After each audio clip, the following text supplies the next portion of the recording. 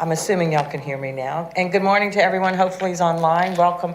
Early morning here at Roswell City Hall. We had a beautiful sunrise this morning, so looking forward to it. But again, thank you for joining us, and whether you're here in person, and thank you to those audience members who are here in person with us, or if you're watching online. We really do appreciate everyone who continues to stay engaged in the city's work. Earlier this year, City Council, our leadership team, and key community partners participated in a leadership retreat focused on aligning priorities, strengthening collaboration, and planning for 2026 and beyond. These retreats give us a chance to step back from day-to-day operations and focus on the broader responsibilities we carry as a city and as your elected officials. Serving our residents well, planning responsibly, being good stewards of your tax dollars, and ensuring we are prepared for the future. This year's retreat was especially important and valuable because for our newly electeds, it allowed us to spend focused time together and understand ongoing initiatives and to begin building the relationships that make our organization stronger. After several weeks of meeting staff across the organization, I can say that I've been deeply impressed. We have a talented team that cares about you, the citizens, cares about this community, and that's the real momentum as we move forward together to serve you. The retreat itself was planned before this administration began, and we did make some adjustments to the retreats, actually asking the staff to do some amazing work within 10 days. So we do appreciate that also. The amount of information that was presented to us was amazing, comprehensive, a lot of information being taken in by those of us newly elected. So again, appreciate that effort of those 10 days. I can appreciate how hard you all worked, and I appreciate that. But I did think it gave us a valuable opportunity for strategic planning. So during the retreat, we discussed quite a few things. Our strategic goals and operational fundamentals, transparency, communication, and responsible stewardship of all resources that we have here in the city, long-term financial planning and capital needs that we're going to be facing in the near future and within about a 5-year time period. So looking at those things too as we plan responsibly. Again, some of the key topics included communication and community engagement, focused on improving clarity, consistency, accessibility to all, and that how we share that information and ensuring that residents have input. And we know that's going to be in various ways.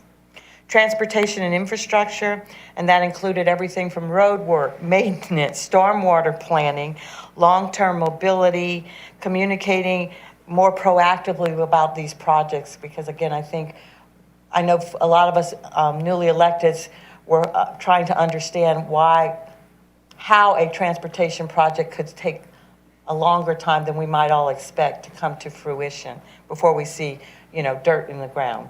Shovels in the ground, sorry. Public safety, our police force and fire readiness, their training, their facility needs, and our continued commitment to making sure that those who serve and protect us have everything they need. Economic vitality and development, supporting businesses, encouraging thoughtful growth, and maintaining the quality of life that defines Roswell so well for all of us. Financial stewardship, transparent budgeting, cybersecurity, and sustainable funding models and strategies. One of my biggest takeaways was that none of this happens in isolation.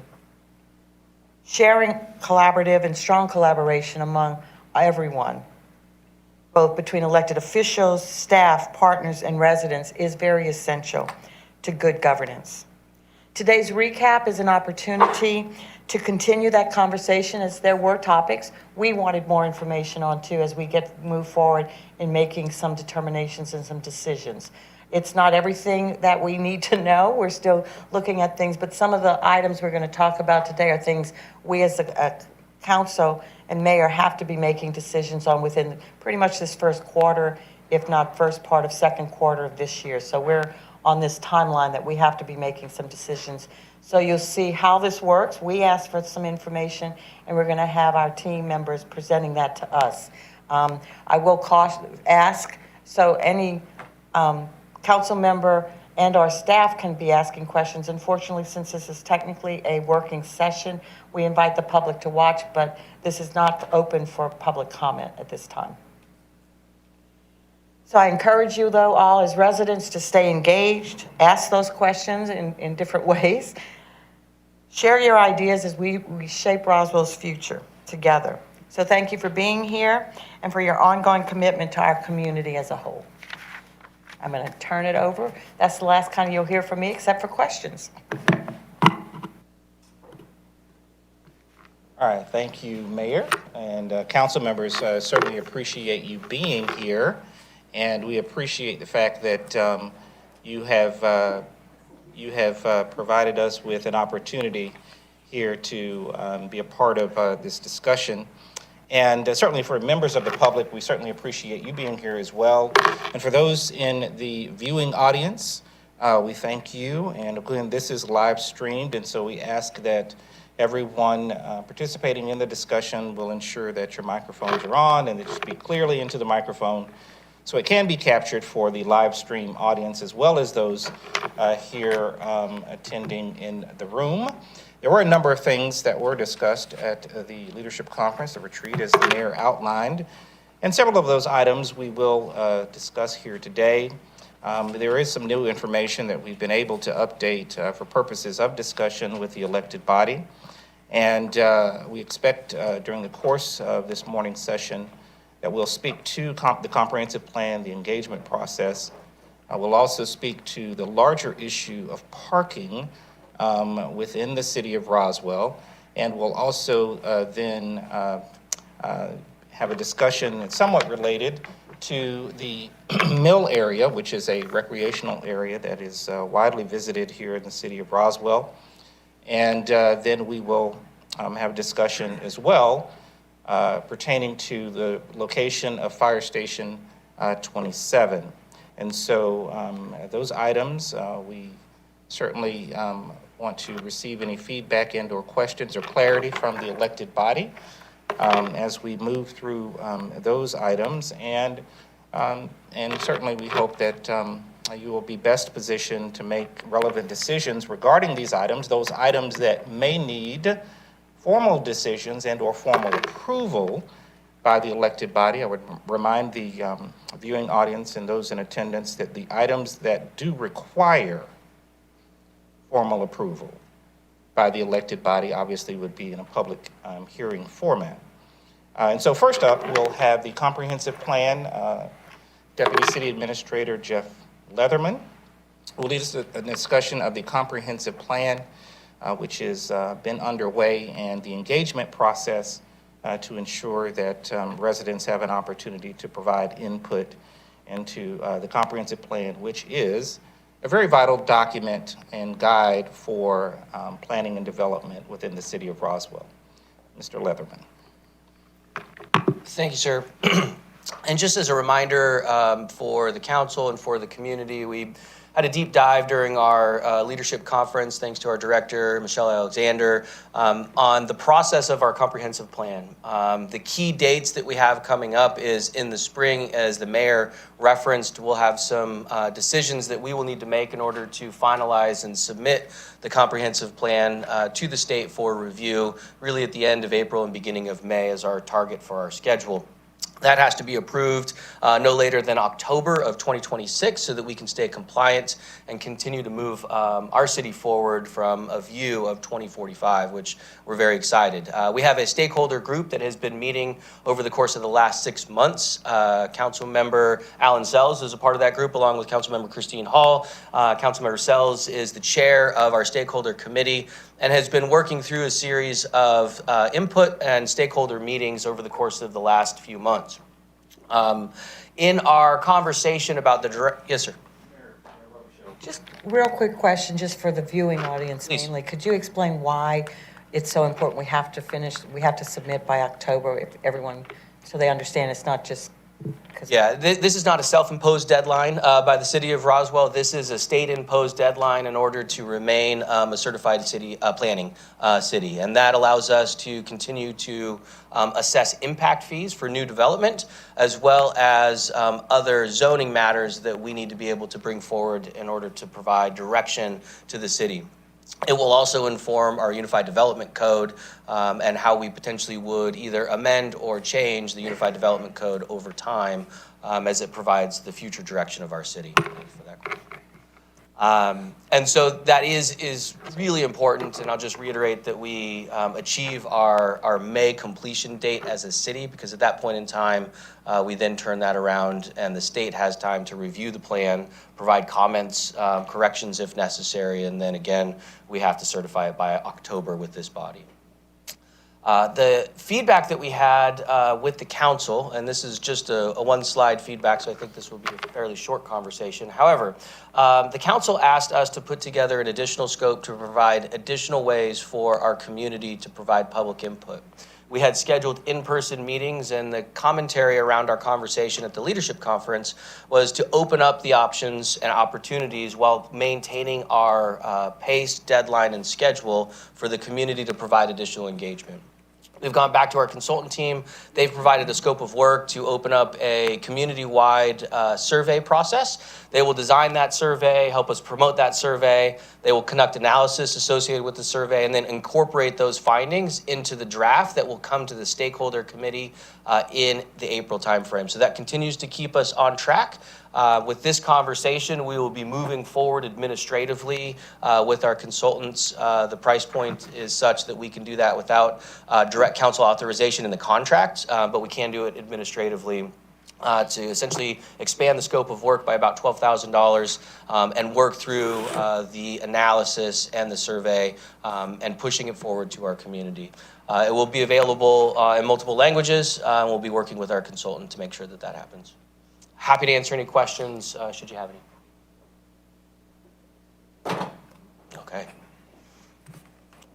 All right. I don't think this next topic will be as quick. I don't know, Mr. Knighton, if you have any other opening comments before we jump into this one. You know, obviously, this is a topic that is of some notoriety, and the discussion obviously is intended to further the opportunity for mayor and council to be informed and be positioned to make sound and responsible decisions. And aside from the parking deck, which, if you have seen it, is coming along nicely. It is on schedule and moving forward and expected to open in early May.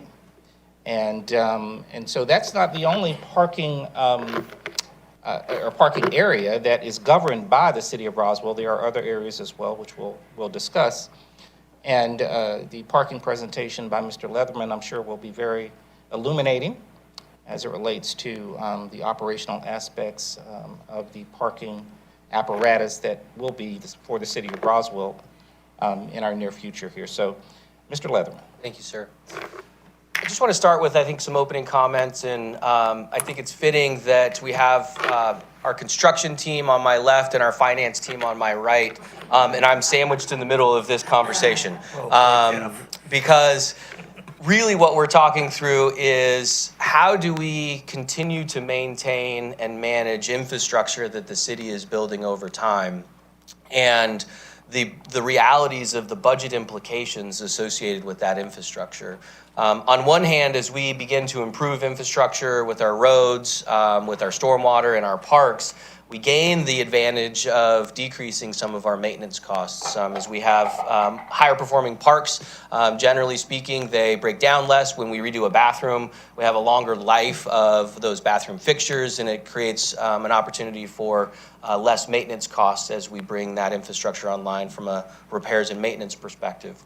When we're building something new, it is something that we're challenged with as a community to understand how do we fund the ongoing maintenance of that new asset in our community. And parking is one of those challenges. We have been blessed, I will say, by our voters contributing to the city of Roswell through the general obligation bond of funding our parking deck. But a component of what was not included in the funding of a parking deck was the ongoing operations. And that's really what this conversation has been about over the past really 18 months. And there were times as we were well in advance of the general obligation bond vote where members, I think Council Member Sells, even before he was a council member, was asking questions about whether or not we should consider a revenue bond versus a general obligation bond because of the ways that we would either need to fund or pay for not only the capital improvements of the parking deck, but also for the ongoing maintenance of the parking deck. And we are faced with the decision, I will say collectively, of the staff trying to provide the best recommendations that we can to tackle the operational costs of this new infrastructure that will truly benefit and transform the downtown area. It has been a conversation I think that we've had for several decades as a community, where how do we support our downtown area with improved parking? And as I said earlier, our voters have responded. They have voted through the capital improvements. We're just about ready, quite clearly, if you get to drive by, to finish that here in May. And now we're faced with a conversation of how do we pay for the maintenance of that improvement. As you will see in the slide deck, what I have done is I have kept all of the slides from the leadership conference intact, and then there will be a note of today's date for any new slides that I have added in. So anybody from the community that is kind of tracking this conversation should very easily see the iterations and the questions that the council has asked, not only at our leadership conference, but over the last couple of weeks as we've dug into the details associated with this. The second part of our agenda will be Old Mill Park, which we will capture in the future. As we talked about a number of times, parking is an economic development strategy that we have considered as a community. It creates an asset for the city to be able to leverage and use. As we've dug into the surrounding communities, you have a supplemental report in front of you. It will also be available to the community as we close out this meeting of the infrastructure and the decisions that other communities are making. The cities of Woodstock, the cities of Sandy Springs, Alpharetta, Johns Creek, and Milton. We're all wrestling with this conversation of how do we support our community in parking. We'll talk a little bit more about what we're seeing in the trends over the last 2 years and what's changed over time since our original parking report and what we're seeing in 2026. And as a community, a collective community in North Fulton, we're all kind of faced with the same challenges to tackle this business support operation of parking.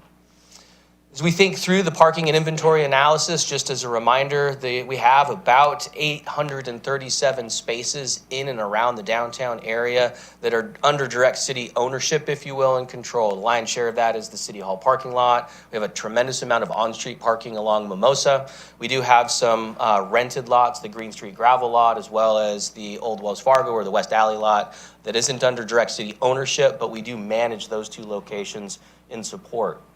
Again, as a reminder, the Green Street lot in particular, we do have an annual cost of the maintenance of that, or the rental of that lot of $50,000 a year, and that's built into our parking model and our model strategy as we think about the cost of providing parking to our community and to our downtown area.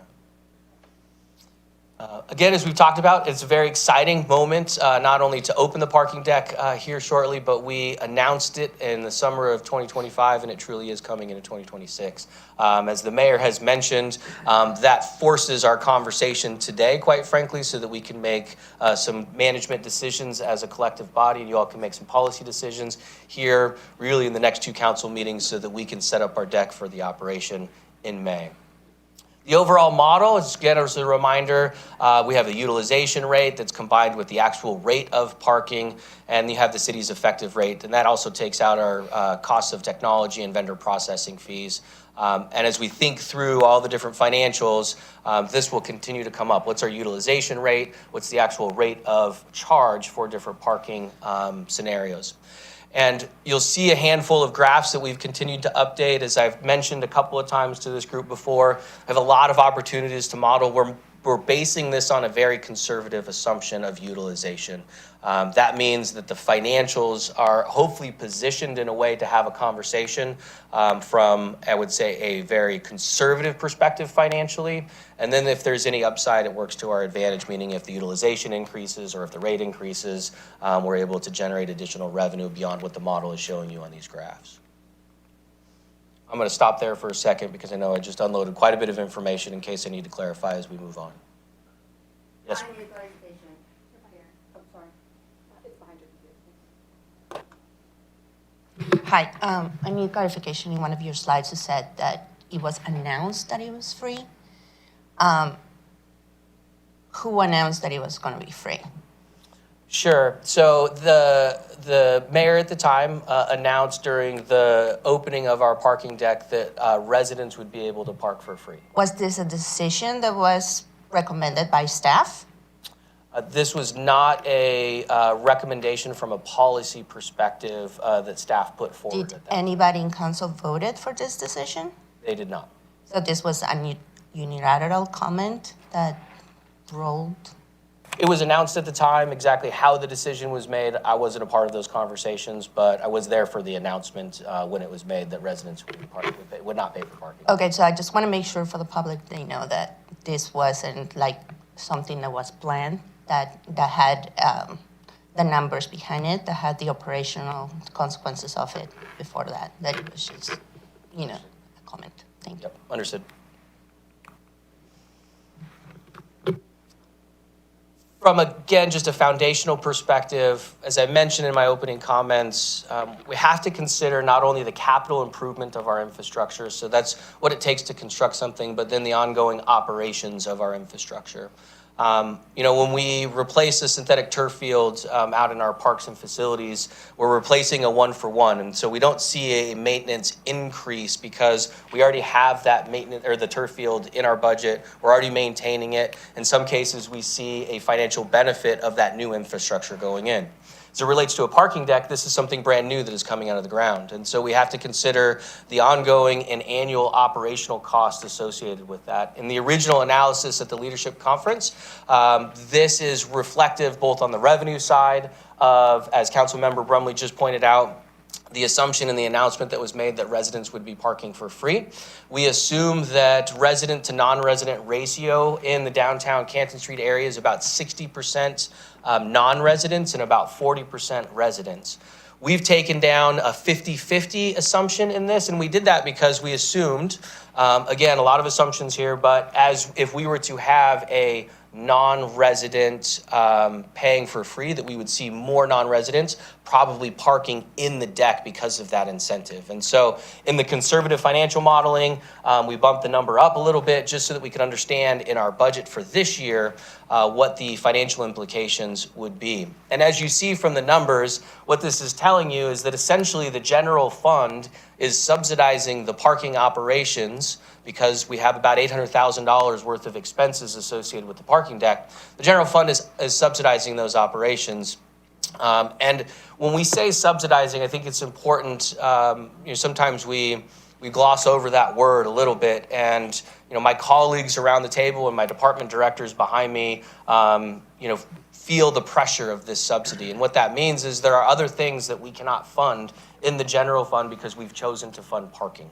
And that's a really important point. What does that necessarily mean? It necessarily means that we have this obligation, and so there are things that we can't do. It potentially means that we can't do certain events or activities, or potentially fund staff, or potentially fund law enforcement. There's a pressure around our full-time fire department. This has an impact on that.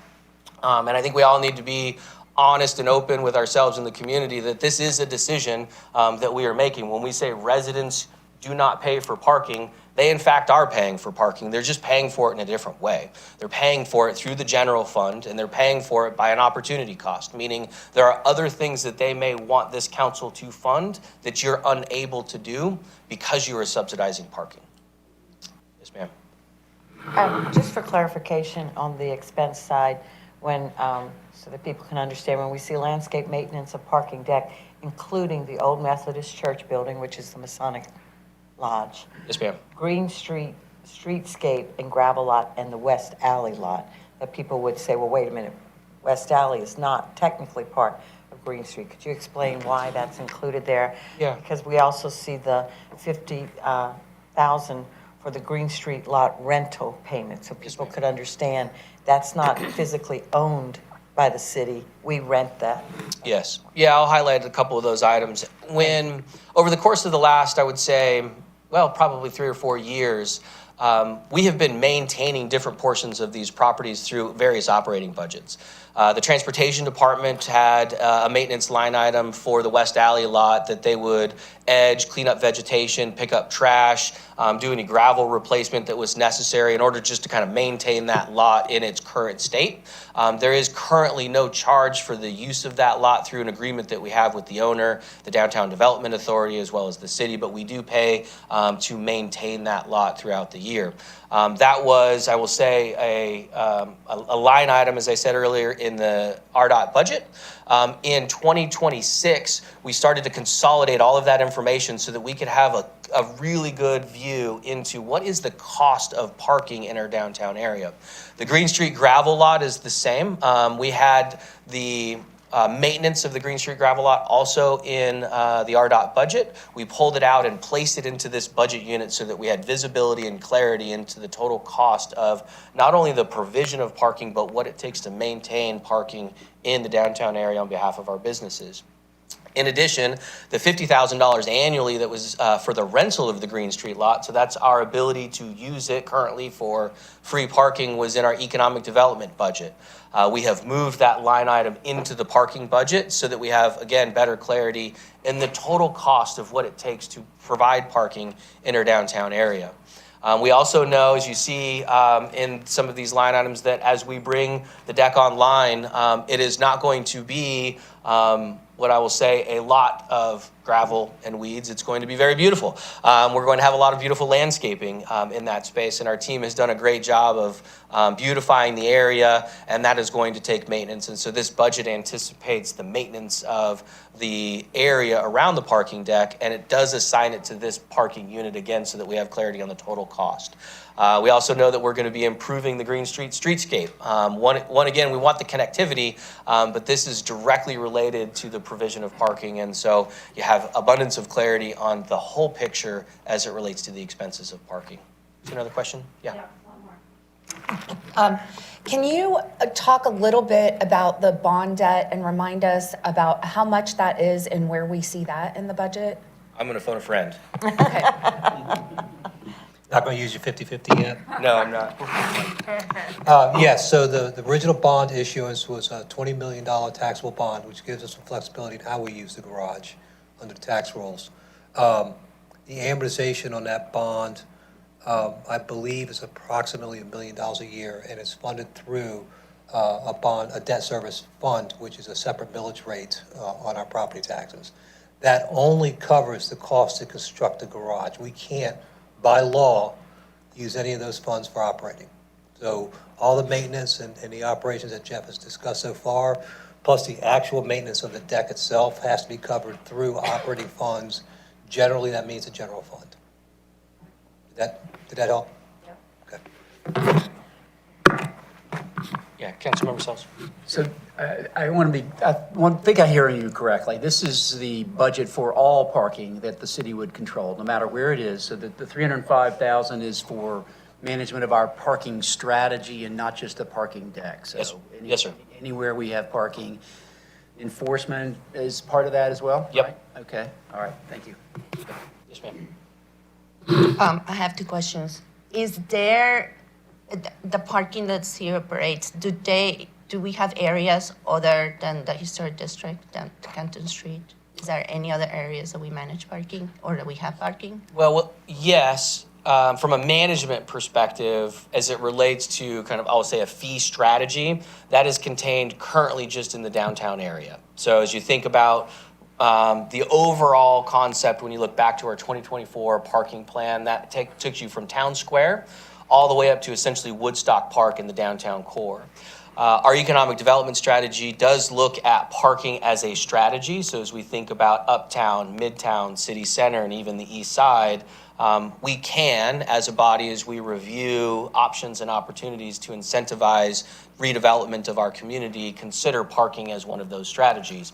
Hill Rose District is a great example of that, where we used parking as a strategy to help support the redevelopment of the corridor right next to us. But it's basically in the center. So basically, if any expenses that we incur from a general fund are subsidized in just a very specific area of Roswell, not Yes. not East Roswell, not West Roswell. Correct. It will be just that everybody is helping subsidize. Okay. Correct. This budget that you see right here is isolated, I will say, just to the downtown corridor as we know it today. And so my second question is also, I don't know if you're going to talk about this, but how are we going to manage the distinction between residents and non-residents? I don't know if you have it in. Yeah, we'll talk about here in just a minute, and I can cover that in just a moment if you'd like. Thank you, and I have some questions about it.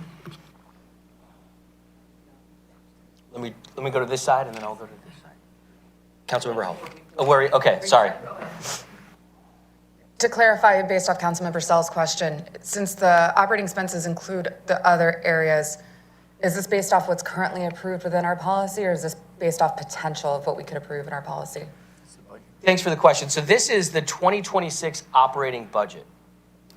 So this is everything that we anticipate in the 2026 year to be expensed, and also the revenue associated with parking in 2026. Based on existing policy? Based on existing Not assuming a policy change? Well, it is this revenue right here assumed that residents would not be paying, Got it. because that was what was spoken at the microphone during the groundbreaking. Got it. And what was assumed when the budget was being created? Correct. Understood. Thank you. Yep. Thank you. And maybe you're going to address this in future slides, but are we going to get into the roughly 86% of the folks that frequent the area are non-Roswell residents, and how those numbers factor into all of this? Yeah, as I get into the graphs of the different financial modeling, if I don't cover that well enough, let's talk about it at that point in time, because I think the visuals will help the community. Because I know that's a very surprising number that when I first learned about it, so thank you. Thanks. Just want to clarify that, some of this cost was borne through other things, as you mentioned. And bringing this together in this operating budget is to create it's not really an enterprise fund, but to create a basis for us to manage the parking. So some of these statements about the fact that this is just specifically about almost exclusively the downtown area, but also is largely leveraged on the deck we're building because it's coming online. As an economic strategy matter, parking was, of all of the numerous deals that we're all talking about, part of our strategy to drive that economic development was to provide parking where appropriate and finance it. And so this whole thing, from my perspective, and Bill and I have talked about this before as well, there was an opportunity to refinance all of this stuff in some of the other facilities that we're doing as we put all this together in one place. And so basically take the burden off of the taxpayers by because a singular parking deck is not a business, let's just say. But 10 parking decks or 5 parking decks or something like that, there's some critical mass at which you have something that you can manage and then take separately and capitalize correctly. So that's part of the thinking behind this. Okay. Sorry. Yes, Councilmember Zach. Alan's point, I do think whatever decision is made here will affect the current economic development strategy and will specifically affect Hill Rose and the revenue bond on that.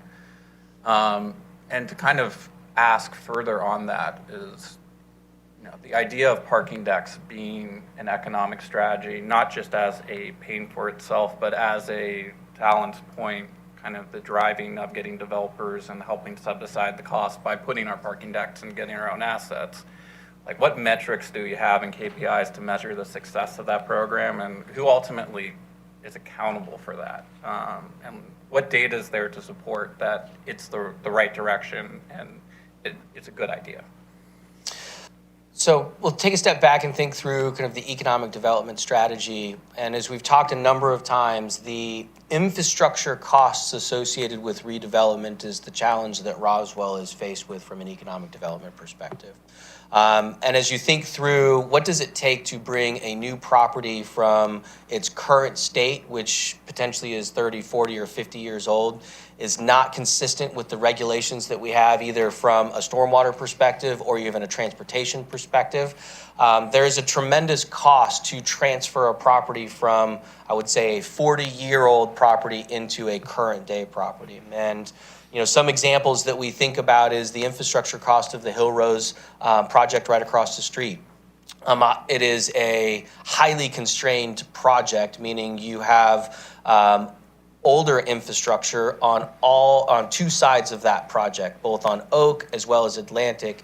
And the project is nestled right in the middle. So all of the stormwater has to be, in this case, almost all of it will be underground detention, and it will be in different parts of that project. As soon as you put stormwater underground, it becomes very expensive. How much more expensive? I'm outside of my wheelhouse there. I just know that it's very expensive. And with that, you also have the cost of land. And so you had mentioned earlier, we have the benefit in the city of Roswell of living in a thriving North Fulton community. That means that our land costs are high because we have a desirable community to live in. So from a developer perspective, when they're starting to look at a redevelopment project, they're faced, before they make any decisions, with the analysis that land costs are really high and the infrastructure costs are also really high. In order to help support the redevelopment of projects, the city then has to look at what our tools are, and this is getting to your question. We have a number of tools that we can use. We have tools such as impact fees. We have tools such as our tax allocation district that we have formed that can help offset the cost of infrastructure and benefit for a project. The goal is to increase our tax base so that we have more tax revenue to support the longevity of our community that goes back into the general fund. So that's the goal, is tax increment. We're here at a certain number right now. The Hill Rose project is a great example. We were at about $28,000 of tax increment on an annual basis on 6 acres. When we think about Hill Rose in its fully developed form, it represents about $650,000 worth of tax increment. So you go from $28,000 to about $600,000 of tax increment that you can see from a benefit perspective. It also has a sales tax implication. It also has other taxing implications associated with it. But to get to that increment, there are times which the city needs to step in and help. The strategy that we started to develop in 2024 and even earlier in 2023 was to look at parking as another component of the ways that the city can help. And how we think about that is, instead of the city just writing a subsidized check to say, we're going to hand over $8 million worth of improvements to your property with no benefit other than the tax increment, a parking deck allows us to say, we're going to invest in this project. We have a revenue source associated with that investment so that we break even on our investment. Once we pay off the bonds, now we have an asset that we own and can continue to generate revenue for the city of Roswell to invest in other areas. And so that is the performance measure that we're looking for, is breaking even on the investment for the city of Roswell. So we're not giving money away, we're breaking even there. And then after you pay off the bonds, now you have increase in revenue that you can reinvest in other areas of the community. And that's how we measure our success as it relates to a parking deck. Chris, thanks for that question, and I'm glad you asked it, because I think as a matter of strategy, at least from my role in thinking about the parking strategy in the first place, and those of us who were involved in that, I personally never saw it as a huge revenue generator. I mean, the fact is, when we pay off the debt, there's going to be free cash flow. Then we get to do a replacement parking deck. So it's sort of a rabbit wheel or a squirrel wheel, right? As far as parking is concerned, but it's an economic driver in a specific way, and that is there's a term I heard just recently in real estate. It's floor area ratio, which means on $1 million piece of land in particular, right? $1 million acre piece of land, you're not going to see what we had as a suburban area 30 years ago, where you just pour a bunch of, you buy a bunch of land, you put a building in the middle where you have retail, and you put a bunch of parking around it. That's just not plausible, because the floor area ratio is the ratio of the square footage under lease to the total of the land. And so if you think about the cost of that and they start trying to build their model, they got to cover that nut for whatever that is. So we're moving to a time of structured parking. That's just, as a city, that's where we are. There's just no getting around that. And that's a very, very high climb for a developer who's buying a piece of land at $1 million an acre and planning to build a building. And so that's really, to my mind, the strategy is it's an economic driver, not because it's going to be providing, mad money for us as a council, but rather it's going to cover its nut as best it can and drive economic development. Councilmember Zach? So I have no fear of admitting I have no knowledge when it comes to economic development. And what I look at in this situation is, what are the KPIs that could be measured and how could I oversee that? And to your point, Alan, I think as a strategy, this pencils really well on paper and makes sense. I'll say what is kind of my concern is I'm a little afraid of a domino effect if the revenues don't come in from parking. And I think that could even come down to like the pricing isn't high enough and we need to make determinations on parking decks to make sure the revenue bonds get paid in full. Or there's a change in the economy and we have a drastic shift in attendance. So what we're expecting decreases as well. And again, I think the strategy makes sense. I just want to have a level of confidence that ultimately somebody in the city is kind of managing that data and going, okay, if these variables change, do we need to change our strategy because the revenue bond that we think could cover the parking deck isn't going to do what we thought, and now it's back on the taxpayer. So that's ultimately where I want to drive of what are the KPIs and who ultimately owns this? Yeah, Jeff, if I may, I had this very discussion in my business. I merged two companies this last year, and the CEO that runs it, we were talking about this very thing. And the first step of that is to gather the costs associated with the revenue so that you can match the revenue with the cost. When it's buried in 5 departments, your KPI question is almost invisible and hard to see, right? So one of the first steps was to put this in it's not a fund, what is it? I guess it's a department or something to that effect, right? Some way where we could see all the costs, because you're absolutely right. Do we face risk? Darn right we do. Every single day we meet and have a vote, we're facing a risk, right? Because we're not passing all the legislation for 2026 on December 31st. We're going to do it prospectively, not retrospectively. And so this is one of those things. So you manage it by visibility, right? What gets measured gets managed, right? It gets performed. And then we have the opportunity to either speed up or slow down. We're taking it one development at a time, but we are at a moment where we have, as we all know, 5 or 6 major projects that are nearing their skunky date, let's just say, right?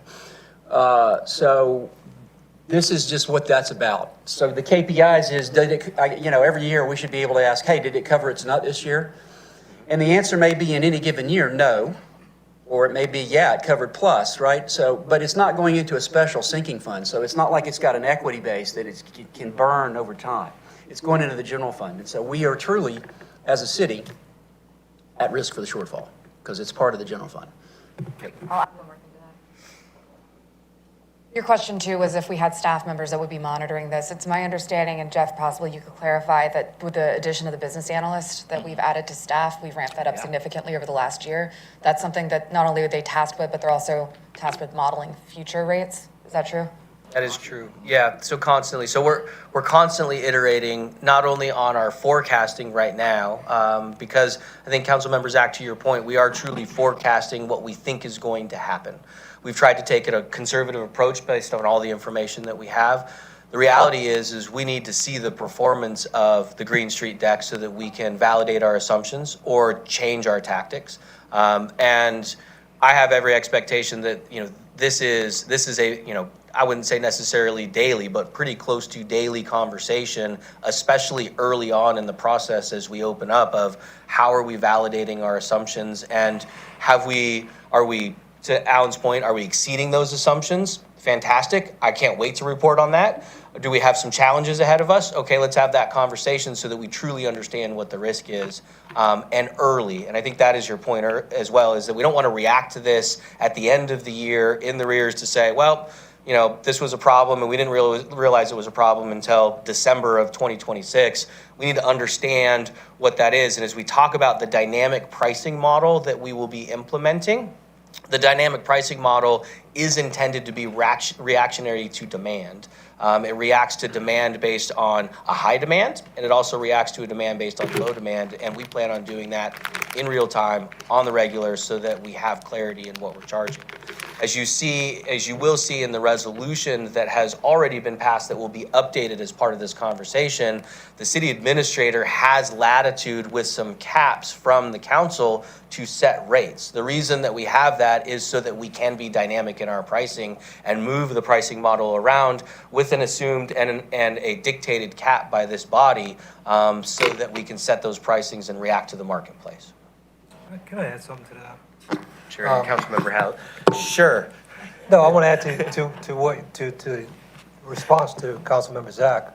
One of the things we stood up in 2025 was a projection process where we would look at actual performance compared to budget. And in that process, we shaped the monthly budget instead of just using a percentage of annual budget. So we already have a process in place to evaluate revenues and costs as they're coming in compared to expectation. Jeff and his directors and the rest of his staff are very active in informing finance where we are making correct or incorrect assumptions and then working with them to say, okay, here's what we're seeing. We validate that with his operational data. And then if we need to change tactics or change strategies, then we will inform him, hey, you're on target, you're ahead of target, you're behind target. And that's basically a monthly process that we go through. And we already have that mechanism in place to measure that. So I would say we hope so. We plan to. And the key performance indicator in this case is going to literally be the financial performance of that deck. So you're right. It is something of an enterprise fund, but in finance lingo, it's a budget object. We pulled all the objects into one place so that we could track all those costs comprehensively instead of, like you said, scattered in 4 or 5 different places. So that's the KPI, if you will. How are we actually performing in that budget object? Yes, sir. Councilmember Hall. Thank you.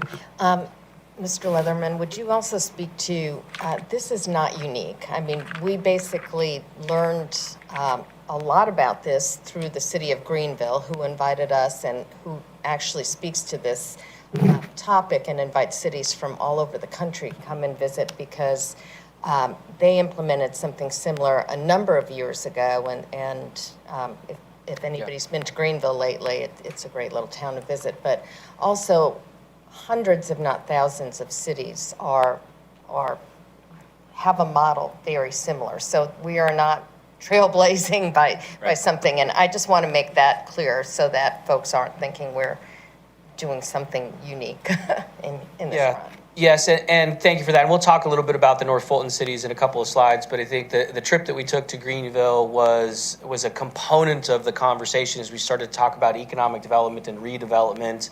Communities similar to the city of Roswell, a little bit larger, but they have a downtown core, and they leverage the parking operation. I think to Councilmember Sell's earlier point, gone are the days of redevelopment with massive parking lots. You're not going to see that in communities anymore because the surface construction of parking, the land is too valuable for a variety of reasons, whether it's the cost of the land or the requirements of stormwater or the requirements of development.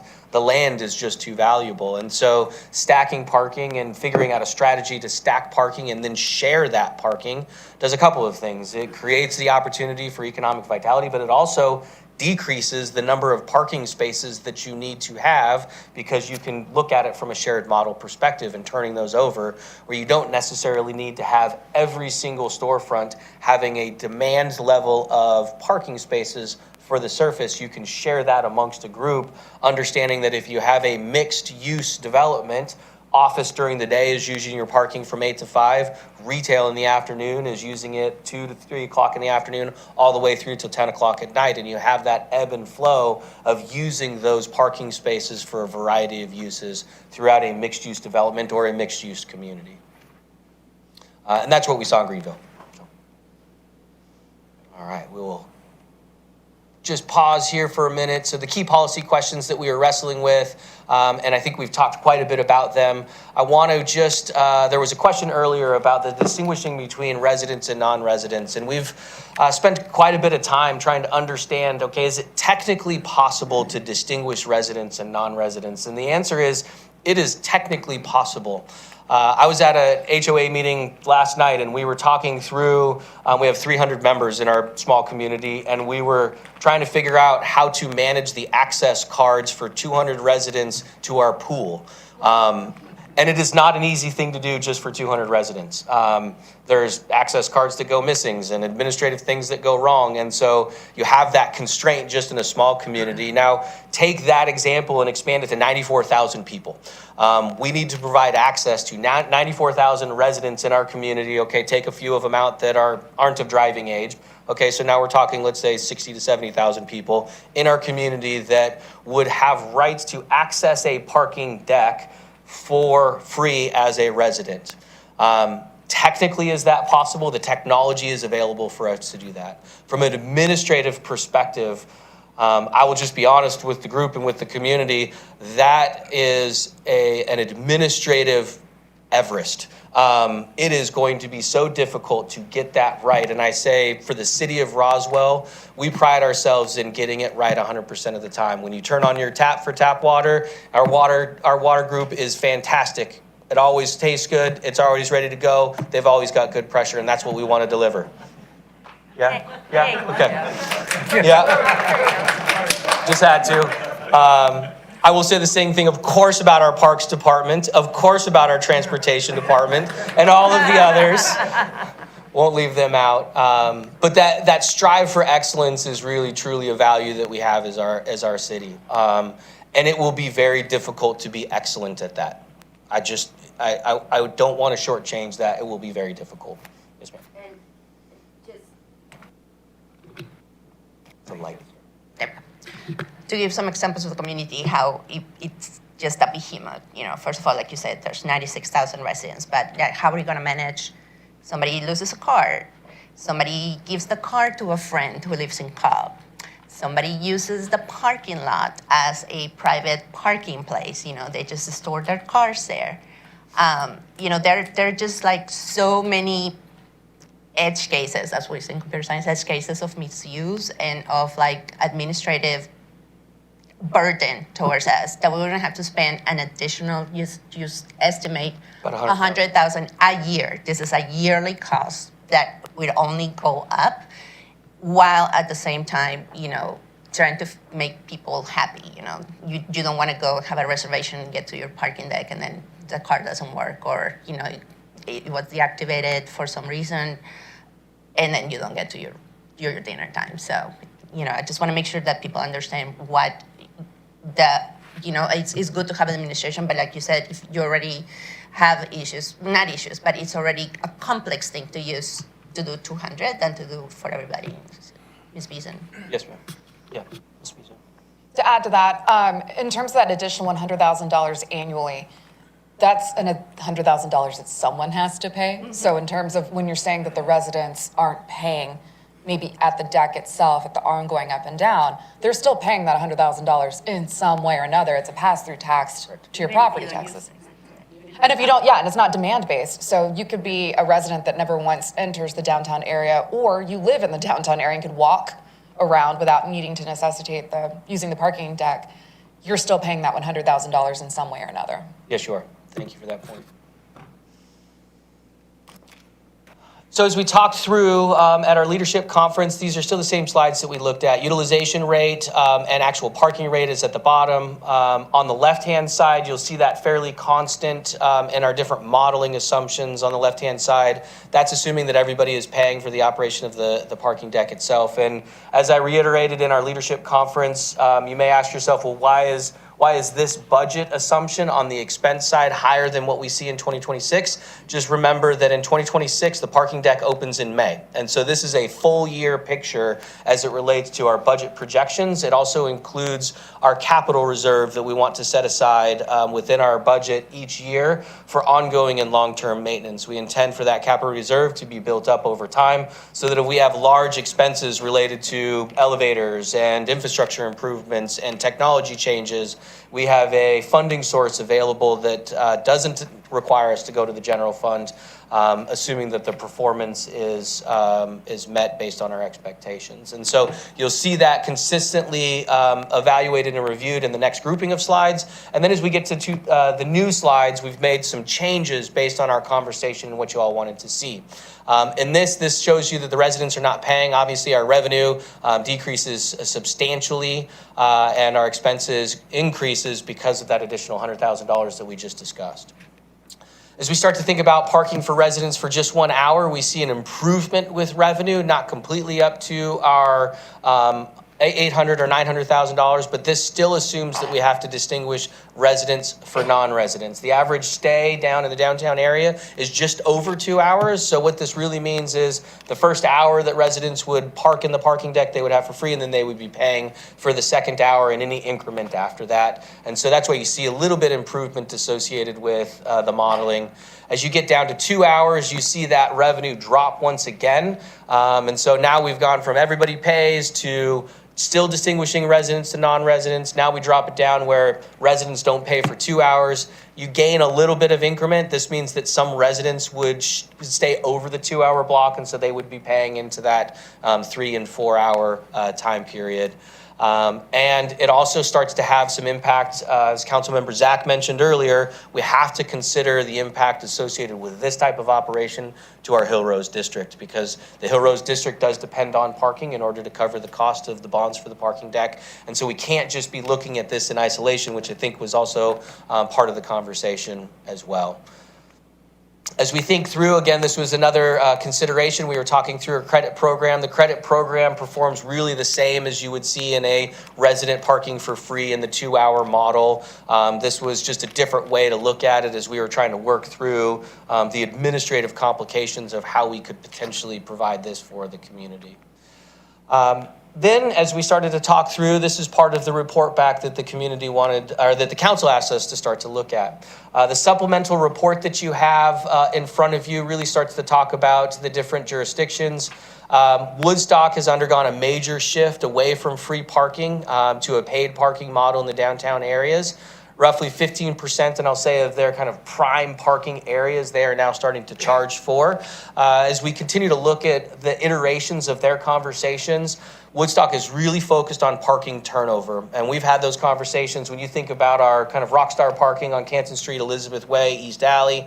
The key there is turning those parking spaces over so that the store fronts are available for people to leverage and use. And we saw that as we started some brief enforcement in the last summer. What happened as soon as we started providing warning letters for people failure to pay, it opened up those parking spaces exponentially. I mean, almost overnight, we went from 100% occupied throughout the day to a lot of spaces being available during the lunch hour. And that just shows the value and the benefit of that type of model in your storefront area parking, ensuring that you are not only charging the right rate based on the demand, but also enforcing so that you can ensure that the community has access to our businesses, to the retail space, and to our restaurants in the front of their buildings, which has a high value and high advantage for our businesses. Alpharetta, they have not made any direct changes to their parking model. As a reminder, they have a little bit different model. They still have a charge for parking, but the businesses are paying for it. So it's not a transactional basis based on the user. We do believe that we know that they are looking and have looked at the last 2 years a different model as part of their council work sessions when they do their leadership conference and leadership retreat, understanding what they may change over time. They've had a couple of parking studies done.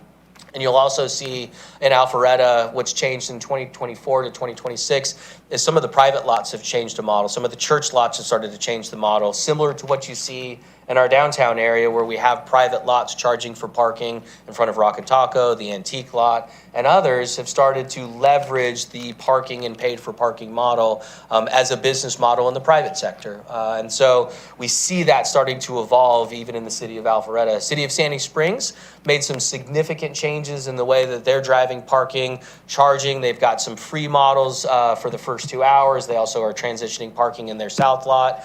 So a number of different scenarios that they've put in place over the last 2 years, again, as a business supporting their downtown area, the business of parking, and also turning their parking over in those high-use, high-impact areas to help support ongoing economic development and commercial enterprise.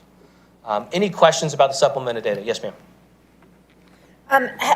In review, and when these cities are reviewing this data and all these studies that have been done, have there been any studies showing how it impacts the frequency or the capacity, the willingness of people to visit these places?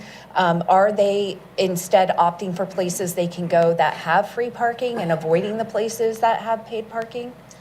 I haven't seen any studies as it relates to change in user behavior, but I will just say anecdotally, as I was reviewing, and particularly the Woodstock most recent council meeting, they were really talking about the value of turning over spaces, of taking 300 spaces and really turning them over every 3 hours to 900 spaces.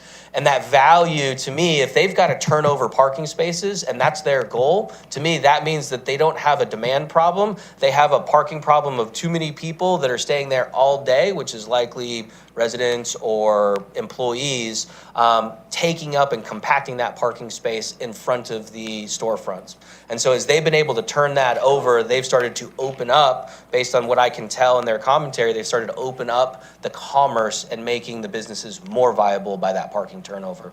So I haven't seen the other side of parking charges as a deterrent.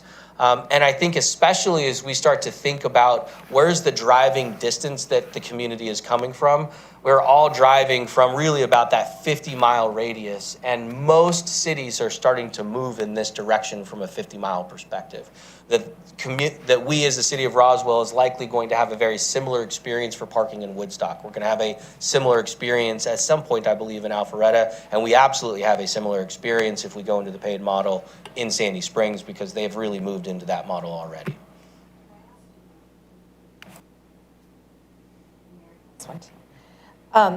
Also in these studies, I think one of the things that I hear is a resistance to paid parking is just the hassle of these technologies. It doesn't seem, I mean, I haven't had a great experience in most places, and so I want to avoid it, not because of the cost, but because of just the hassle of getting logged into some app or things like that. What are cities doing, or what have we learned about technology? Is that something we're still researching? I would say our parking deck construction group has been fantastic in helping us explore the different technology advantages and disadvantages. And we'll talk a little bit about them, and then Sharon or Brian, if you want to jump in too. Here's generally what I'm learning. The license plate reading system is what you're talking about, is generally the app-based system. You can do it a couple of different ways. It can be automated, meaning that as you pull into a deck, it's reading your license plate. Then you have to log into what is usually a custom application. There's 3 or 4 of them that are kind of the top, Park Mobile and others. And if you're not familiar with them, or in a parking deck, if you don't have good cell service, it can be really difficult to navigate the parking, and you kind of have that hassle barrier. As we've started to look through the Green Street deck and the right technology for us, the higher constrained that you have the deck, meaning you don't have long drive aisles to be able to drive into the deck or to leave the deck, the license plate reading technology becomes less and less optimized, meaning if you have too many cars that are packed into one another, or too tight of radius turns, so you actually can't read all of the license plates with the cameras that are set up that way. And so our movement right now is to the ticketing system, where you pull a ticket when you drive in. It's very, very natural. You don't need any specialized technology associated with it. You've got a couple of options. Take that ticket to a pay station and pay for your parking. You can also do it through a mobile app if you're comfortable. But changing that barrier so that you're not having to download a specialized app, you can just do it right there in the parking deck. It's kind of almost, you can do it the simple version of no technology. We provide the technology interface. You just got to put your ticket in, pay your money, scan your card, and take it out. And then you take that ticket and it's validated and you're off and running. You can make it more complicated as a user if you want to by downloading an app and paying by app. But we want to be able to have a variety of ways that the customers can interface with the technology in a way that they're most comfortable with. We will also be looking through and upgrading the on-street technology in our current lots on Canton Street, Elizabeth Way, to coincide with what we're doing in the Green Street deck so that it is much simpler to use. The on-street license plate technology, it will still be a license plate-based system because that's the only way that we can validate that you have actually paid. And so that will still be a little bit of a barrier, but it is your higher, I'll say kind of that rock star parking. Usually people are more familiar at that point in time, but we are constantly looking at the technology to make it as quick and easy and seamless as possible. I will say from a philosophical perspective, we're looking to support our businesses, provide parking, obviously cover the expenses associated with parking, but we're not looking to be punitive in the way that we approach enforcement. That is not the model that we're looking at. We do need to have an enforcement mechanism, but really that enforcement should be based on educating our community in the way that they use and pay for parking, not penalizing them if they are unable to do it, or they forget, or they've missed the opportunity. And so we will be working through that philosophy perspective so that as people come to the city of Roswell, and if they drive away, we want them to drive away with an attitude of, I want to come back. And we don't, as the parking group, don't want to be responsible for their negative experience. And that will be the philosophy that we bring to everything that we do as it relates to parking. And then just as looking at Alpharetta as the model where you're saying that while the parking is free to the customers, the businesses are paying for it. How does it work in other places in our city in terms of what businesses are required to do for providing parking for their customers? And I mean, I guess when we're looking at paid parking here on Canton Street, a lot of the businesses here just don't have the space to provide that parking. Right? So kind of in a non-downtown area, the city code requires a certain number of parking spaces based on your use type. And so if you're a retail business or a grocery store, based on the square foot of your grocery store, that requires the number of parking spaces that you would need to place in front or behind or adjacent to your development. In the downtown area, we early on recognized that we're just constrained. You have historic buildings that weren't built to that code, and there really just isn't the space to do that. And so it's been really about a decade or so, we've done a number of iterative changes to our parking code that allows businesses to operate without providing parking or for providing shared parking in a number of different ways. And I'll just use one example. There are a number of businesses in the downtown area that actually had an agreement with the Masons Lodge to provide their parking or the parking requirements at the Masons Lodge for their business. And they had essentially a letter of an agreement between the restaurant or the retail space and that landowner in order to provide for that parking. The challenge is that landowner, if it turns over and they decide to change the use, it starts to constrain parking in downtown. Or if somebody purchases that property and builds a parking deck, it constrains that parking agreement in a way that further compacts parking provision in the downtown area. Another example will be the future of the Green Street lot that we're currently under lease. That may go into redevelopment in the future. It's a very small lot, as we talked about earlier, is likely going to have to go vertical. The cost of land is very expensive. Are they going to be able to provide all of the parking that they're going to need to do in order to make that project viable? Likely no. But what that also does is it takes 60 spaces that we currently are using for parking in the downtown area completely out of inventory.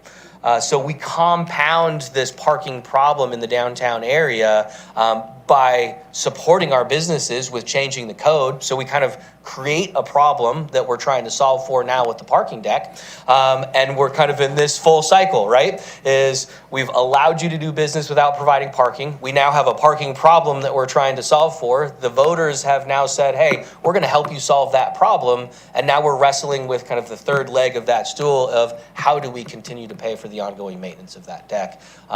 Again, Canton Street, the downtown area, is fantastic. I'm glad that we have this problem. It just doesn't make it easy. Yeah. Councilmember Zach and then the mayor. Sorry, Mary. Kind of to bandwagon a little bit on Jennifer's point, I think aspirationally we all want free parking, but the reality is it's at a burden to all the taxpayers in different ways. I'll say bringing up the Alpharetta model is the one that, on paper, even before you brought it up, is the one that's most appealing to me, because it does make that aspirational goal, and I know we'll probably have to make a decision that we don't have the time to fully vet that out. But I would ask, and if we haven't, have we talked to the businesses to see if they're willing or to participate in some sort of helping pay for the parking or make it free to reach that aspirational goal?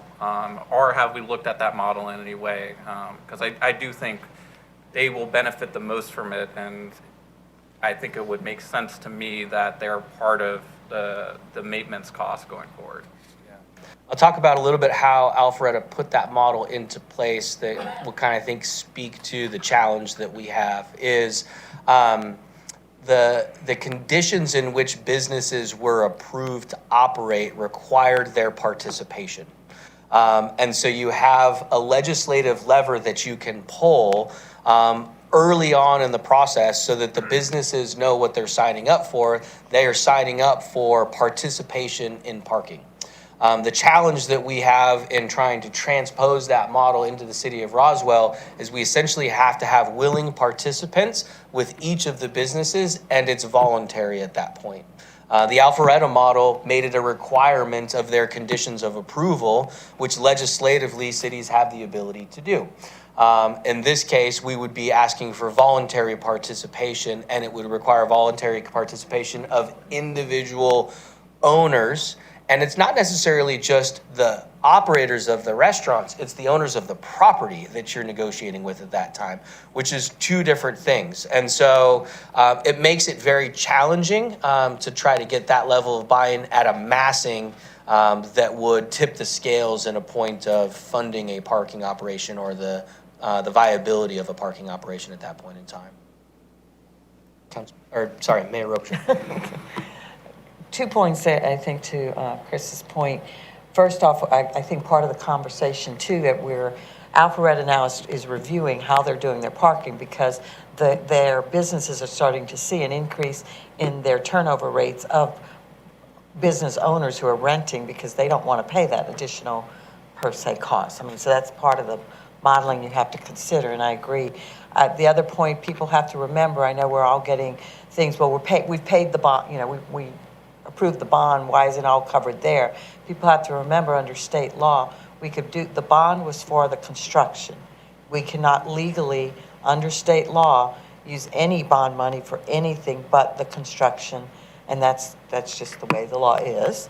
One other point, I heard you talk about businesses, whatever model we end up choosing, obviously we're focused on trying to help the businesses increase their business. But along those lines, some of the other concepts, and you and I have talked about figuring out a way also to help the businesses figuring out a way to give appropriate parking opportunities for their employees. Because while, yes, they want their customers, but we also know it's going to take their employees and that they, should an employee have to pay an hourly rate when they've done a 10-hour shift model.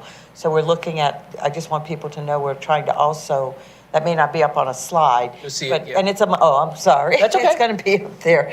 And then I'm actually asking a question for Councilwoman Phillippe. We're joining here. So, and again, I don't know if we're ready to talk yet about, do we know yet how the Southern Post, with their latest announcement, is going to complicate this model for us? Sure.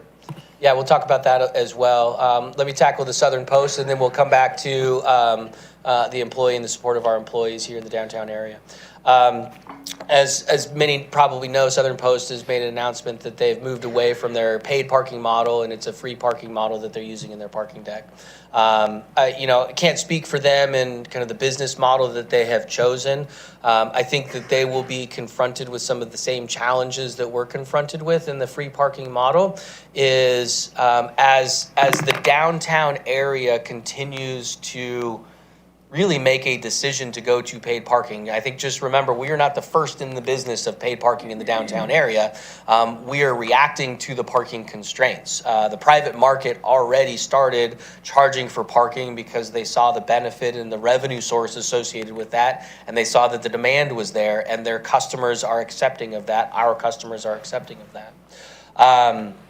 And I think as we see more capacity come online and more demand come online, they're going to have to make some strategic decisions with their own customers, perhaps through validation, because they don't have any constraints on employees and where they're parking, community members that maybe are not going to Southern Post, so they potentially are providing a benefit for their non-customers.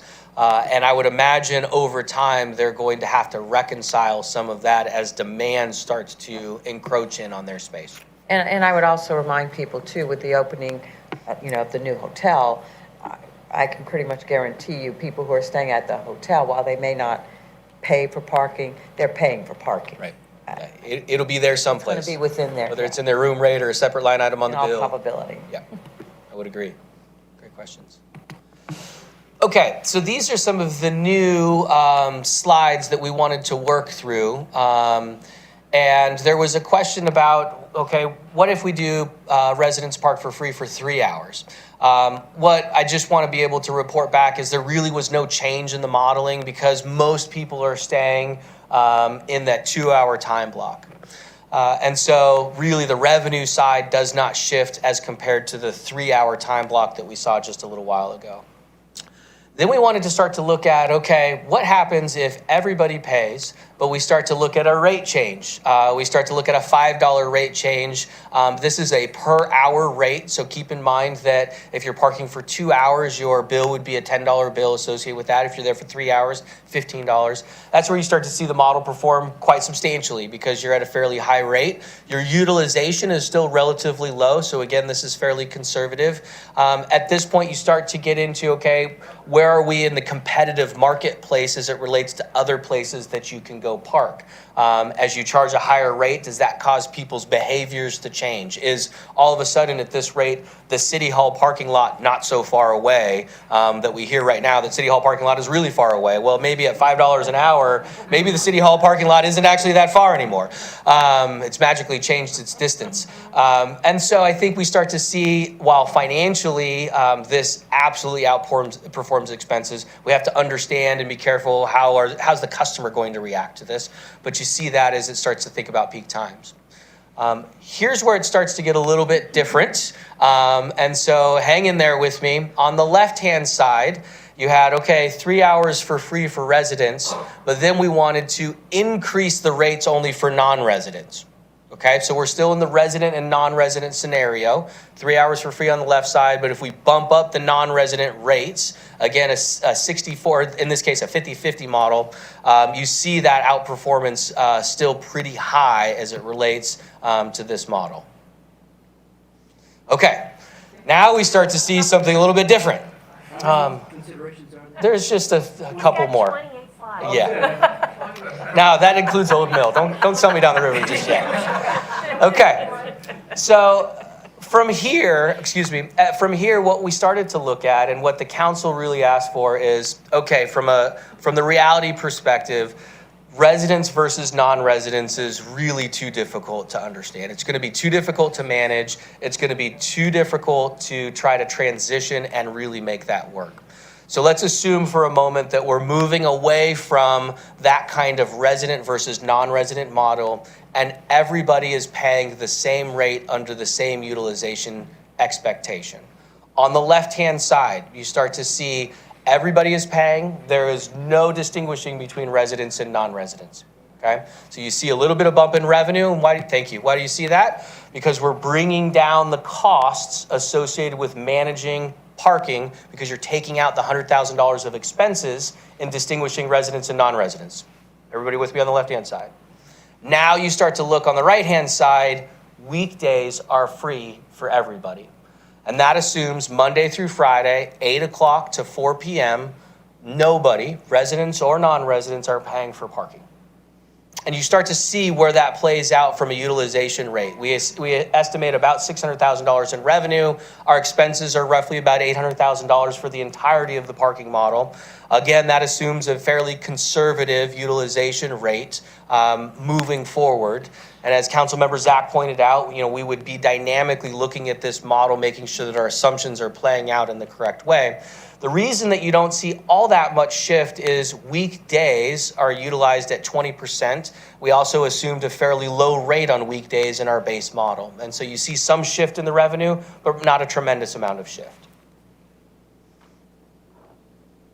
You think about a different scenario. We're still in Monday through Thursday is 8 a.m. to 10 p.m. now, and Friday is 8 to 4.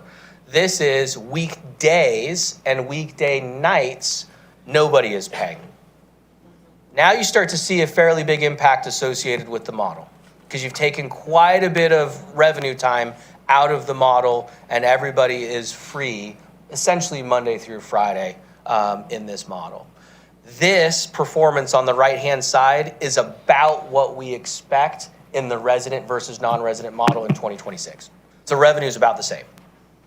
So we are subsidizing the parking operations in this model if you take out both weekday and weekday nights, almost in the exact same way that we're projecting to subsidize in 2026.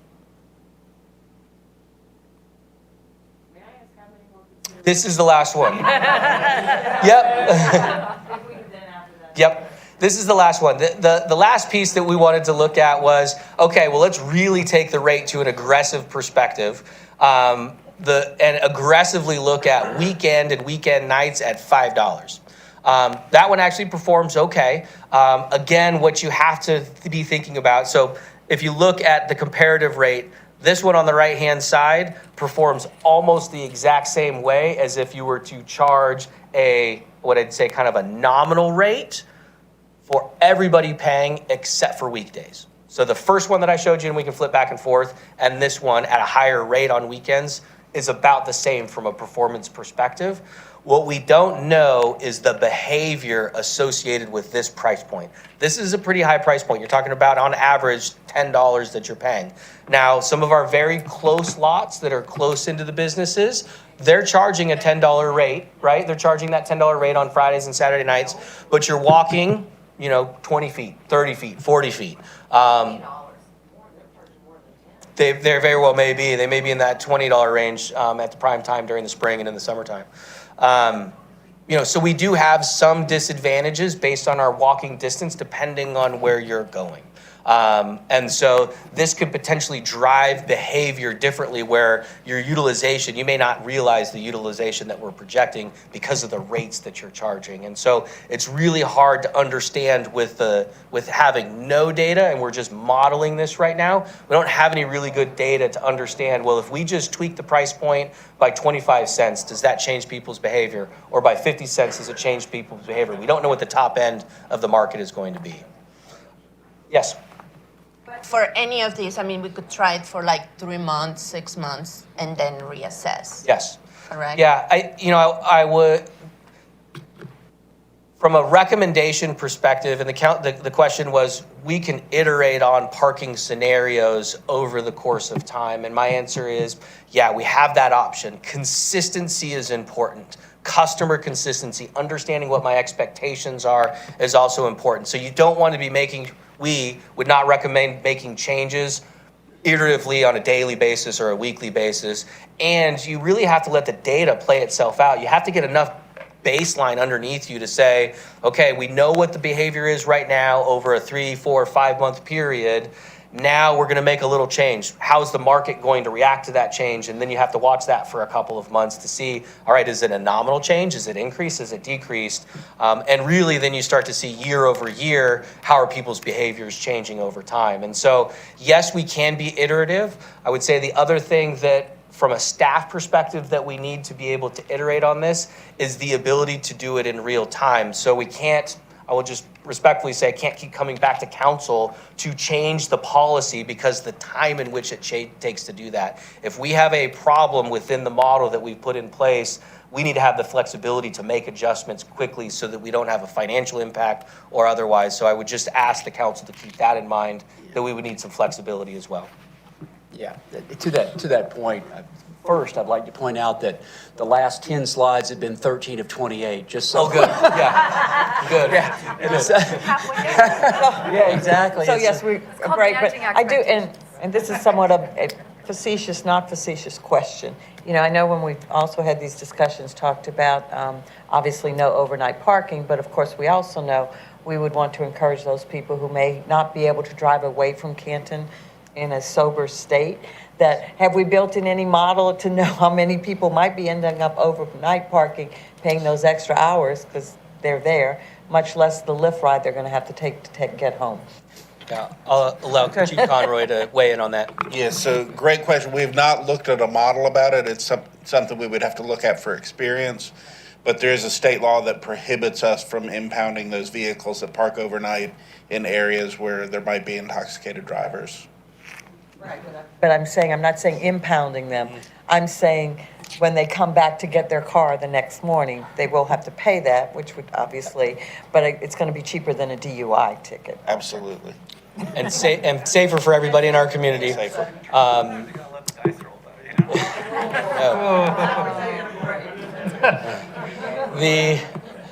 Hold on, Jeff. Yeah, let me just respond to the question really quick. All of our modeling stops at 10 o'clock at night, again, as we take the conservative approach. So we know that there will likely be people that are parking later and perhaps overnight if they need to. So we have not, to Chief's point, really looked at, and you wouldn't really see any movement in it, but we know that that would happen and we would respond accordingly. And Jeff, just to add on, for the dynamic pricing, it potentially would drop down to just negligible amount Right. overnight, should that happen. I mean, I didn't park overnight at Southern Post, but I parked there one time and I had a 45-cent charge. It Yeah. cost me 45 cents to have lunch, That's correct, and I think, to Chief's point, whether it's impounding a car, which we can't do, or making it punitive, we want to encourage people to make the safest choice that they possibly can in our community. And we don't want to be the reason that they're thinking about, well, I don't really want to do this because all of a sudden I'm going to show up and it's going to cost me X because they parked overnight. What we want to deter is that repetitive kind of community behavior so that the parking deck doesn't become just a free-for-all of our residential parking. Councilmember Sells. I'm really pleased that Mr. Knighton gets to add a new title to his growing list of titles of parking czar. It's very, very good. But this is, as we talk about this, we're talking about a dynamic parking model. I'm not so sure that equates to dynamic parking legislation. So I think, just as the example I gave earlier in the conversation I had with the CEO of the company, we need to say, hey, here's what we think. We'd like to see it cover its nut. But the market-facing decision-making about pricing is not simply to cover its nut, it's what will the market bear. And what we're going to see, obviously, is that you're going to see a change in the way that all the parking in downtown reacts. The guys that do have parking are going to turn it into valet, right? Because now their employees have somewhere else to go. And things like that. So it's, we need to defer to those who are going to be closest to it. We measure, and just as I did with Mike, hey man, how we doing in the blah blah blah business is the question I ask. Not, hey, let's raise the price on XYZ. That's not our job. Councilmember Beeson. Just to add on to that real quick, as Councilmember Sells mentioned, the valet utilization, probably a wildly unpopular opinion on my part, but just throwing out that most of the popular restaurants on Can Street right now utilize valet. And while I understand it's quote unquote free valet, I'm not of the frame of mind, and I think most residents aren't, of thank you for going to get my car in 20-degree weather. Good night. Most people are tipping on that. So it's not technically free either, and it's not necessarily deterring business either.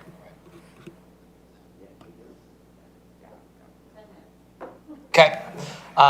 We talked a little bit about operational. 10-minute break. Oh. 10-minute break. 10-minute You meant break. now, not I have 10 minutes.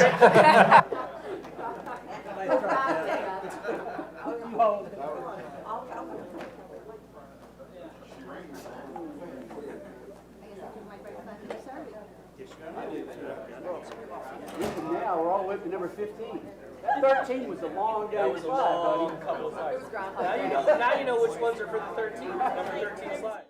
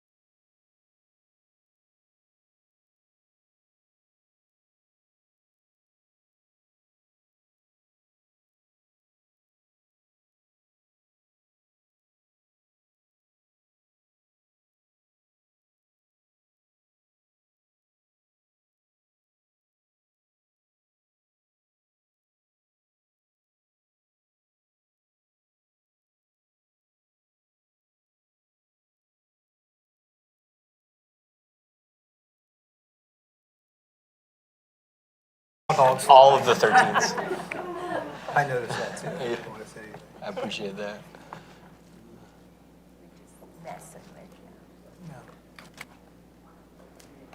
Yeah, turn that.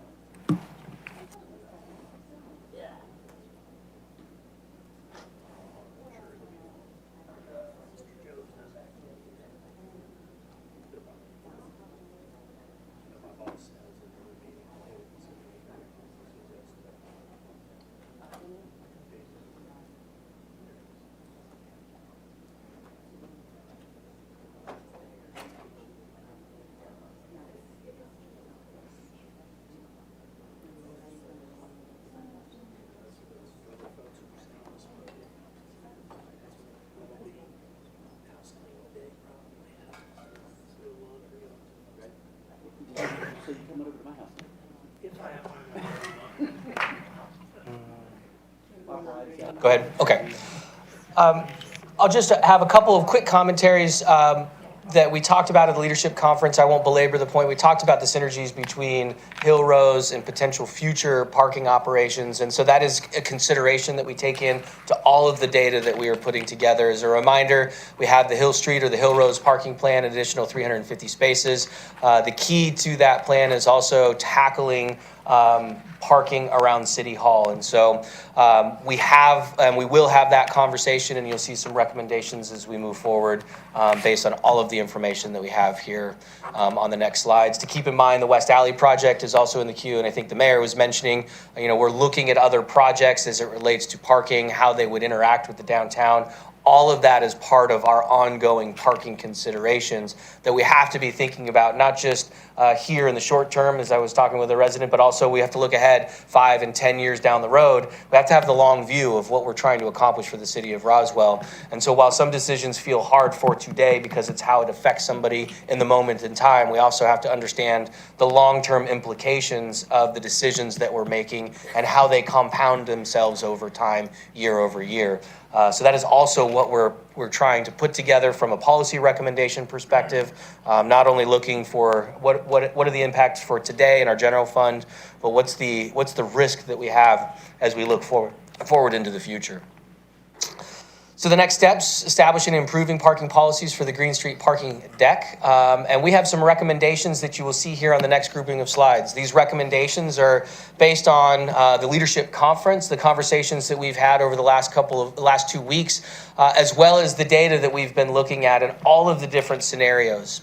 They're really based on the complexity of resident versus non-resident parking and understanding the challenges administratively, and as I think Councilmember Beeson pointed out, the cost administratively of implementing that type of program. While technically we can do it, is it going to be the right service that we have for the community? And from my perspective and all of the work that we've done, my recommendation to this body is no, that we would not move forward with a resident to non-resident distinction in our parking operation.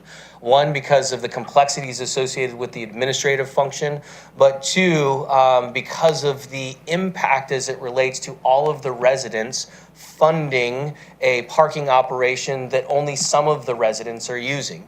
As a resident, we all get the benefit of our police and fire and parks, and generally that benefit is spread equally amongst ourselves, and we can choose to engage in our parks department and enjoy a park if we choose to, but we get to share that cost, and that's part of living in a great city like the city of Roswell, where we're able to do that.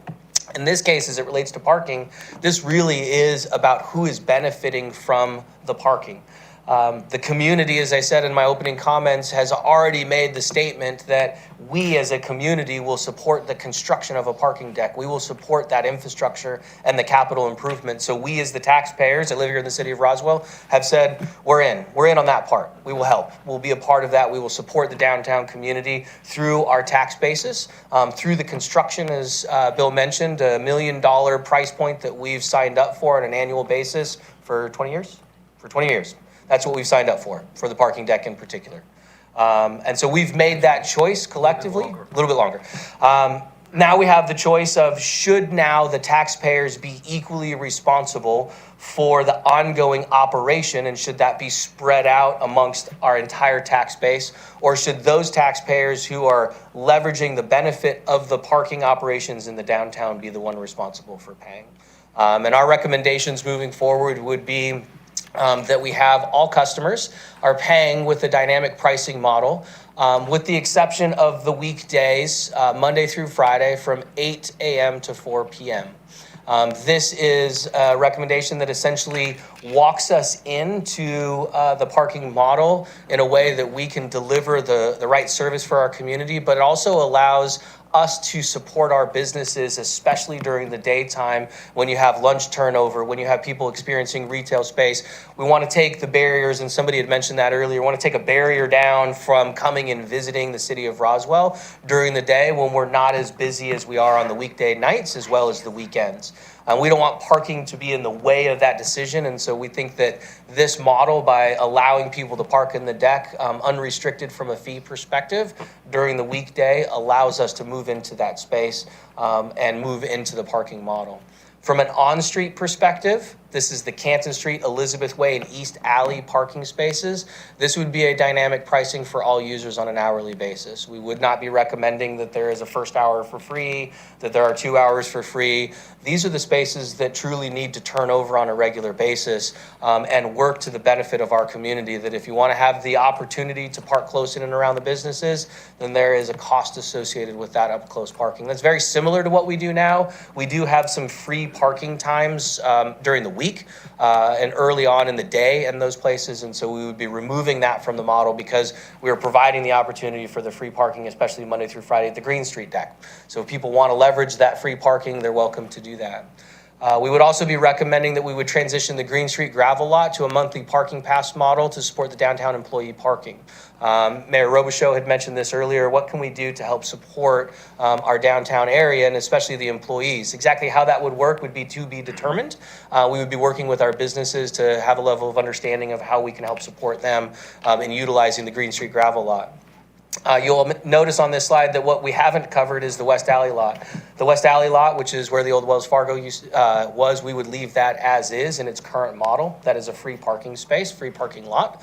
And so that would be available for the time being in its current operating model. And we would understand how that behaves over time and how that impacts. Any questions about this component of the recommendation? I'm not asking for necessarily a decision at this point in time. This is an opportunity for you to discuss amongst yourselves. We will need to bring forward a recommendation. As we talked in the leadership conference, coming up really the first meeting in March is when we would need to finalize this decision. That gives us the ability to implement the technology. When you think about it, the first meeting of March is 2 months away from the opening of the deck, a little bit shy of that. So I would say our time frame is doable. It is tight to get everything up and running just from a policy and a usability perspective from that model. Yes, ma'am. Councilmember Hall. Thank you. And this one was modeled in slide option number 8, where the taxpayer subsidized roughly $200,000 a year based on our utilization rate and the rates that we have there. That's kind of what we're looking at right now. Again, we'll see how the model performs over time, but that's what we're assuming at this point in time. Yes. And then my next question is, I like where this is going, but in my thought process, was it discussed to just go to a full pay, just everybody pays all the time, really for, the thought of getting 9 to 12 months under our belt so that we really understand, because these are all projections, best guess. That's how we operate. Is there any benefit to trying to do something like that with the thought of we're trying to, figure out what the costs are, what's the fairest way to leverage these costs? Because I have had a lot of folks reach out and basically knowing that the visitors to our downtown area represent a greater percentage than residents using it. Residents are very concerned that they're paying their tax dollars to support Cobb County coming here and enjoying those. So I just want to put that out there as conversation. Absolutely, and I think, amongst yourselves, as you kind of work through where you would like the policy to begin, we have the ability, I think it's,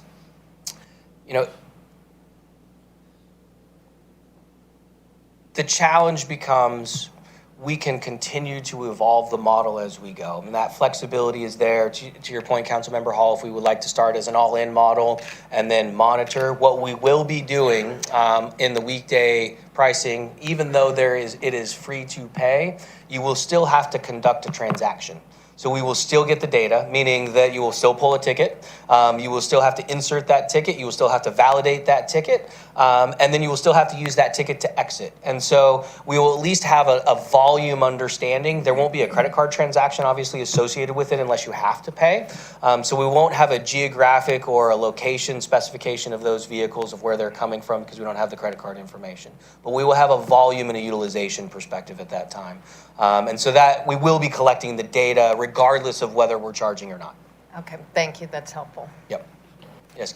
And I think to that point, that's that development as we refine and have ready to go, or as close as we can, that the KPI metrics that we'll be able to have various ones, i.e. utilization, but also revenue, those modeling as we go forward. And even those KPIs may be adjusted moving forward as we start to collect this data almost in real time, and then we have the analysts looking at it quickly.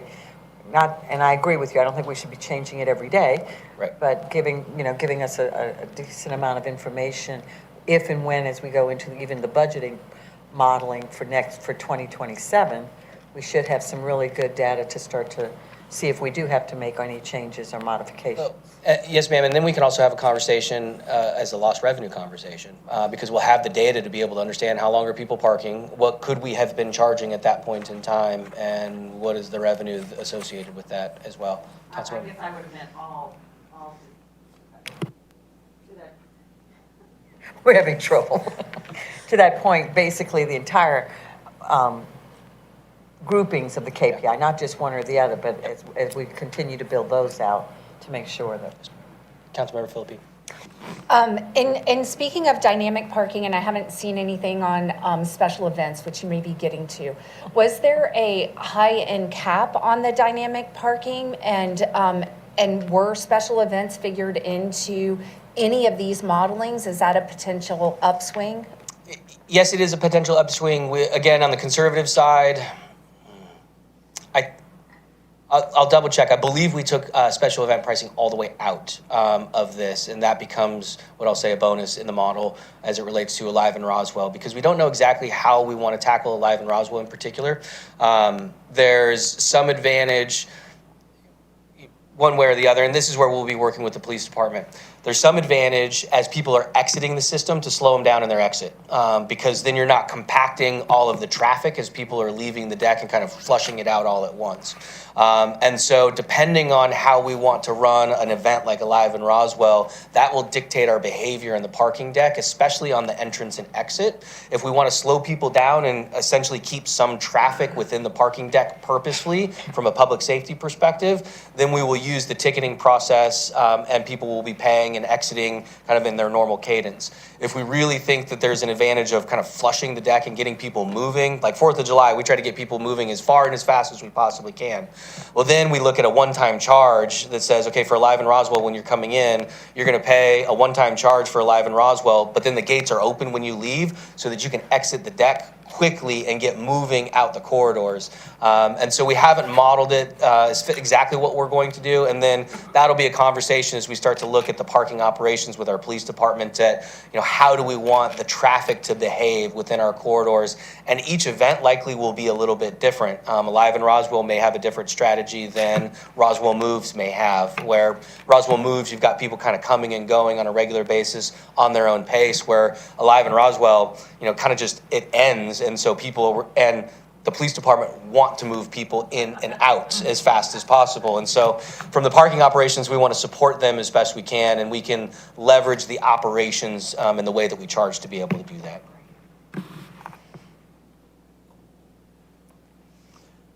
By extension, we start to think about the synergies across the Hill Rose deck, Hill Streets, and the City Hall / Cultural Arts Center. The Hill Rose parking deck, a dynamic pricing model implementation coordinated with the developer based on the financial projections. This decision was really essentially made as we got into the parking business with Hill Rose, that it requires a dynamic pricing model within the deck in order to fund the bonds associated with it. Our recommendation is we think through synergies across the organization at the City Hall lot. We need to have parking controls in the City Hall lot in order to support the parking operations at the Hill Rose space. Yes, ma'am.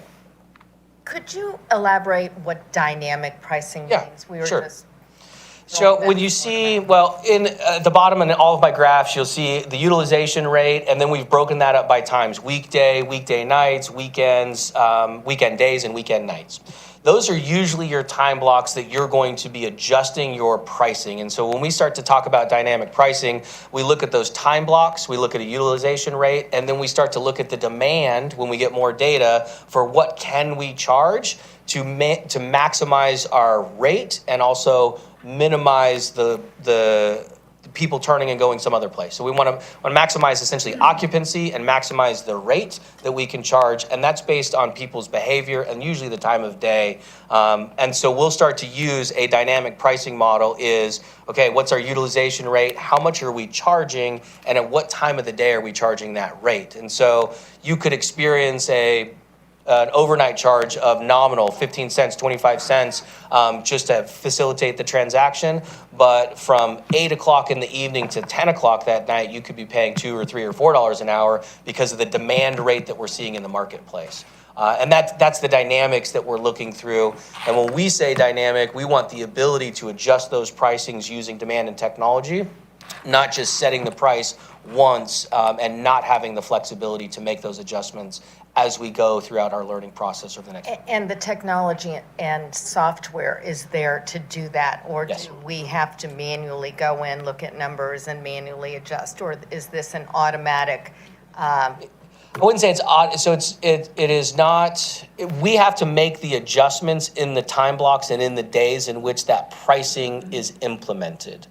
But the software will be giving us all of the data that we need on occupancy and behavior of our customers. And so, can you just lean back just for a second? So as we're going through, as we're going through and looking at the pricing, while we have to program the software and what we want it to charge, the software is also going to deliver the information on utilization rate. And then we, as a team and a parking team, will have to analyze that information and then make determinations on what rate we're charging. Does that make sense? Think long-term to Hill Rose, Hill Street, and the Cultural Hall, the City Hall and Cultural Arts Center. Our recommendation, again, dynamic pricing at Hill Rose. The City Hall parking lot, all customers would park for free Monday through Friday, regardless of where you're going in and around the City Hall campus, over to Hill Rose, or even walking over to Canton Street. You see this is a little bit longer time period as it relates to City Hall business. The Green Street deck would be from 8 to 4. Our City Hall surface lot would be 8 to 5. City Hall customers, regardless of whether you're here for 8 to 5 or during night meetings, would be free to park. So we would validate that here in the city. We'd validate it here at the front desk and allow for that to be happening. But all other users would be in our dynamic pricing model for all their operational hours. And to Councilmember Hall's point, you know, the City Hall lot is more of a remote lot as it relates to our downtown area. It's adjacent to the Hill Rose area. And so you would likely see a much a cheaper price point here in this lot as compared to some of the others that are closer into our downtown area. And again, we would start to understand and see the behavior. And then city employees would park for free while working, and we would work that through the technology and be able to have access, as well as the council. I included you in the City Hall employees for that. So that would be our recommendation moving forward as we think about all the data and then the long-term Hill Rose. So we're about 18 months out from the Hill Rose deck opening. Yes, ma'am. And please let everyone know what considerations about the Cultural Arts Center when there's a performance. Yeah. That might be a little bit Thank you. different also. Yeah, so we've talked through, you know, what does it mean for the Cultural Arts Center, and we want to, we've about 130 on average shows on an annualized basis in the Cultural Arts Center, and so thinking through validation associated with people attending, and I think that can be kind of to be determined as we start to think about implementation of this plan. We're still about 12 months out from needing to to really make the final decision associated with the overall operations. But this starts to frame out the synergies, assuming that you take the recommendation moving forward, and generally how it's written. We would need to start to consider this for City Hall and the implementation process, because we are in plan review of the parking deck and the modifications to the surface lot now. That means we need to understand what kind of infrastructure needs to go in, what kind of technology needs to go in. And so decisions kind of framed up in this way help to support really technology decisions that we're making in the Hill Rose project as we speak. Councilmember Zach. There's a lot to digest here, and I don't want to make too many recommendations, but it's kind of a low-hanging fruit for me. For city employees, at least from my perspective, I would totally be open to them having free parking all the time as a perk. I'm not sure how everyone else feels about that, but at least, I imagine the revenue is close to negligible, and if you could at least look in that, I'd appreciate that. We absolutely can take that as, yes, absolutely. Thank you. Excluding council. Excluding at least me and Alan. So, all right. Thank you. So as I mentioned earlier, I'm not asking for a vote related to our parking operations. That request will be moving forward the first meeting in March. And so we've tried to lay out the information that you all need in order to continue moving forward in your policy discussions. And of course, the staff and the team is available for any conversations that you need to have as we start to frame out the next steps moving forward, and look forward to those conversations. I know it was a little bit long just trying to get through all the conversation today, but I do appreciate the engagement and how we best support you all in the decisions that you have to make.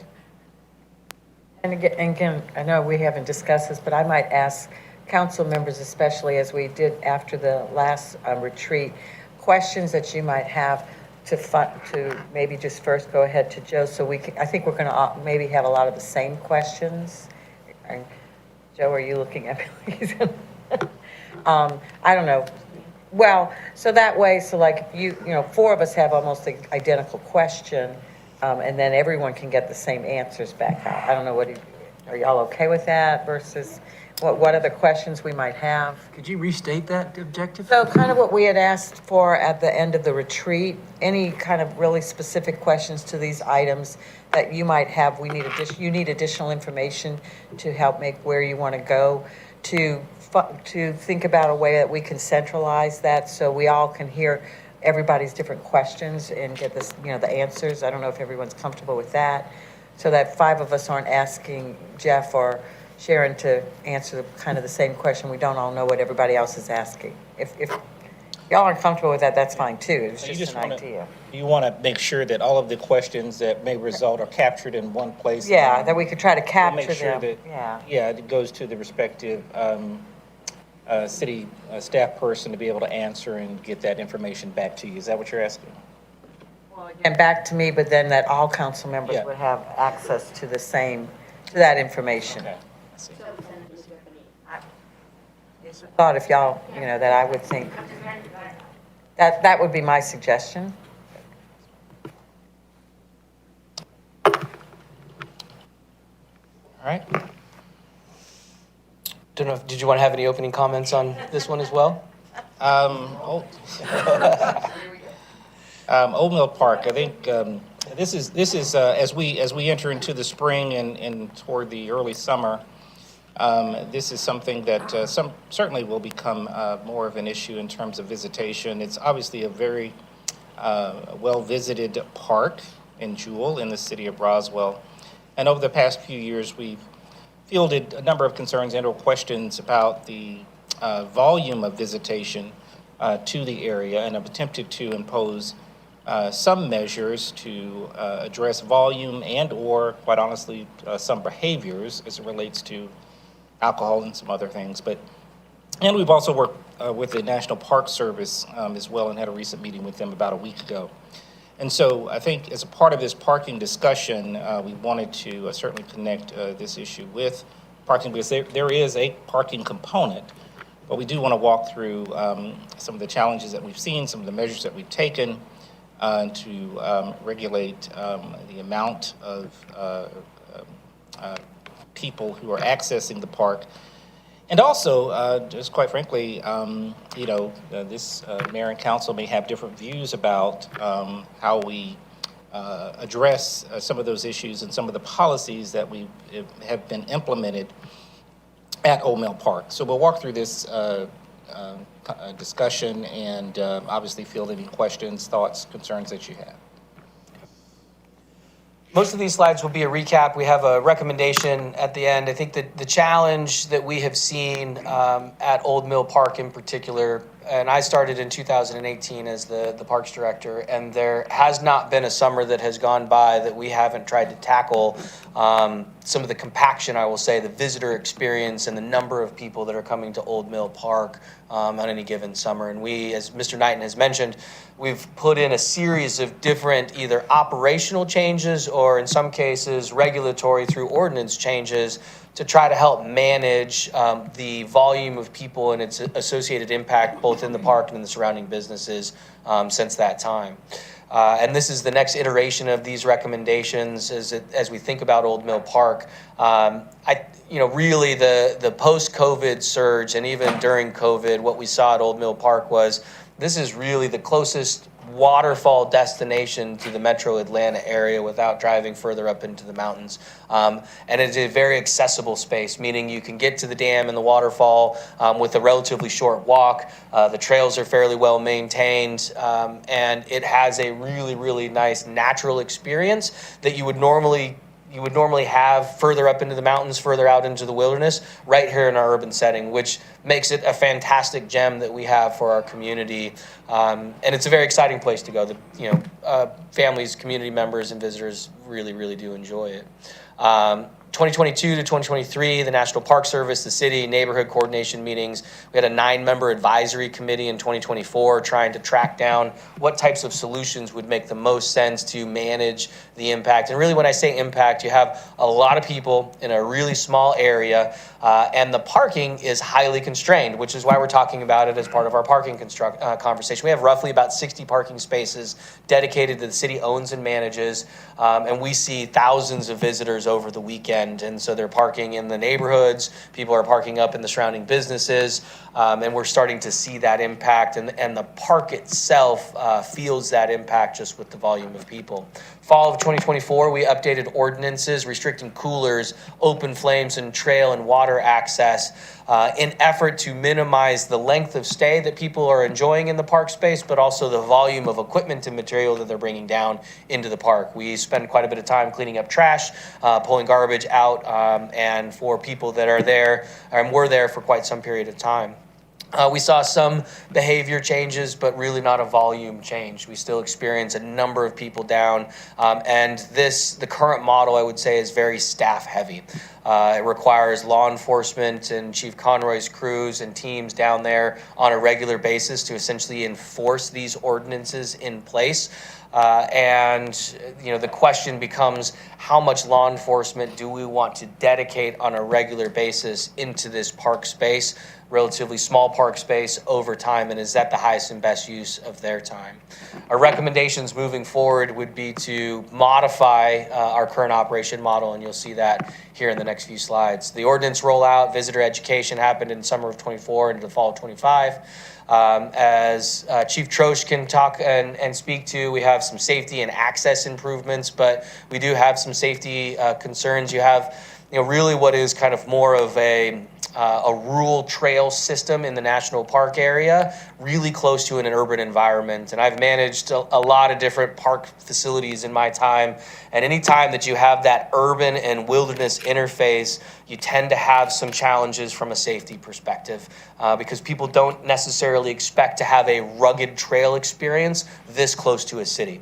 It is a huge advantage, I will say, for those that enjoy trail walking and trail running and that are experienced a little bit more into the trail, into the wilderness space. It's great to have it that close. Those that may not expect what experience they're getting, they're surprised when they show up at a trail that is rugged and they're in their sandals or barefoot in some cases. They're not necessarily prepared for the experience that they're getting in the National Recreation Area that is literally a rock's throw across the creek from us. Right.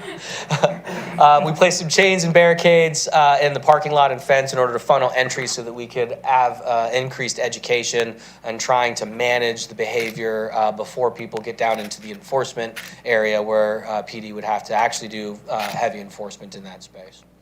There is a neighborhood parking impact, a visitation impact. I won't belabor that point.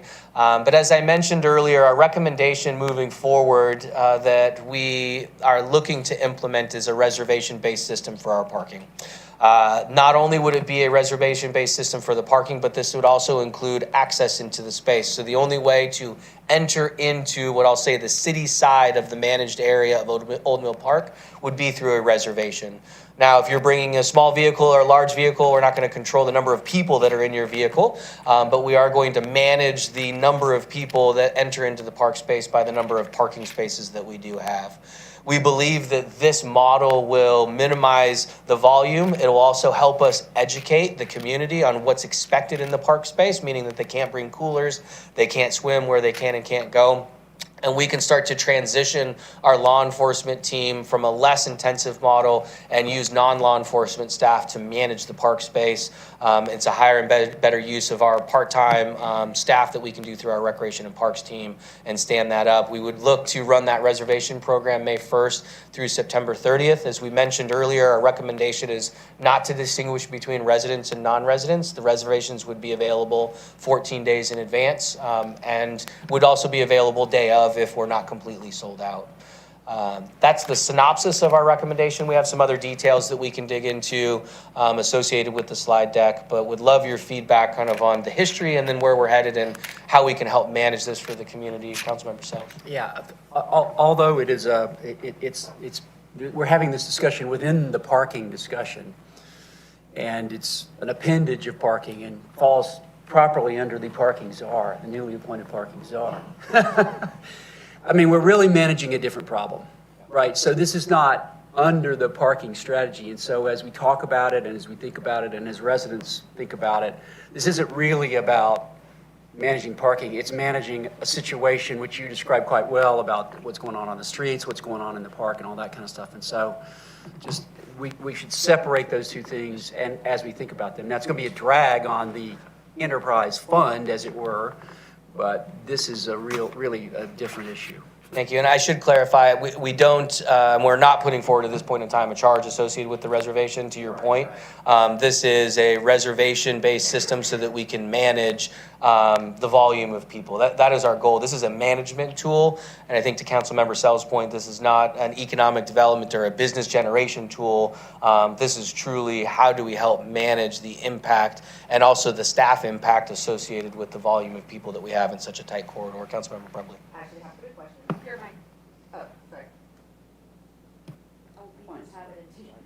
Not just barely touch it. Okay. I actually have 3 questions. The first one was, and I lost my train of thought because of that. Do we have other places that have these similar problems? I know that there's an area in the river that young people like to use during the summer, and I don't see this kind of like super big enforcement on that. Why is this different? So I'll probably turn it over to Chief Conroy on some of our river challenges. I will say from a compaction perspective, areas along the river, so if you think about Azalea Park, Riverside Park, A Sand Park, the advantage of those places is, one, we have some very few on-street parking spaces, but we have restrictions around that. And the difference between Old Mill Park and some of the places along the river is Old Mill Park has a whole bunch of commercial-based parking within walking distance. When you're down along the Chattahoochee River, you're very limited in the secondary parking places. There's some churches and some other places, and kind of it's a, if you know, you know, where you can go park. But this is a very convenient place where you have a high volume of parking compared to a very small space of park. And then there are some other areas, I would say further upriver, adjacent to Martin's Landing. You have the shoals and some of the island areas that are a constant conversation with our law enforcement partners. And I'd turn it over to Conroy to have that part of the conversation. Yeah, I think to address part of your question, the shoals area, We've addressed a lot of that with no parking, because there is a limited parking on the street, and we've eliminated some of that parking to make it more difficult. The issues we have up there typically are senior day, senior skip day, and when we'll have an influx of a couple hundred kids will go out there on those specific days. The park, the Mill Park, on Sunday, I think some of our numbers have been upwards of 4,000 people have been visiting the park on that day. So it's a vastly different problem in regards to the other areas along the river. My second question was, and obviously I'm new here, so I'm gonna ask. I know we used to have park police, and do we still have it? But also, why are we using law enforcement for this? I mean, this seems to be more like a lifeguard, making sure that things, or the people that we have at the spray ground, making sure that people are following. I don't understand why we are using actual police to be there. Go first. So yeah, the park police were, I'm not going to use the word disbanded, they were folded into the traffic enforcement unit of the police department. When was this? 2 years, 3 years ago, 3 years ago. And Budgetarily eliminated. so it was eliminated because of the budget, not because of process? Right, with budget? Correct. Okay, I think so we we lost the also park police for budget. reporting structure as well.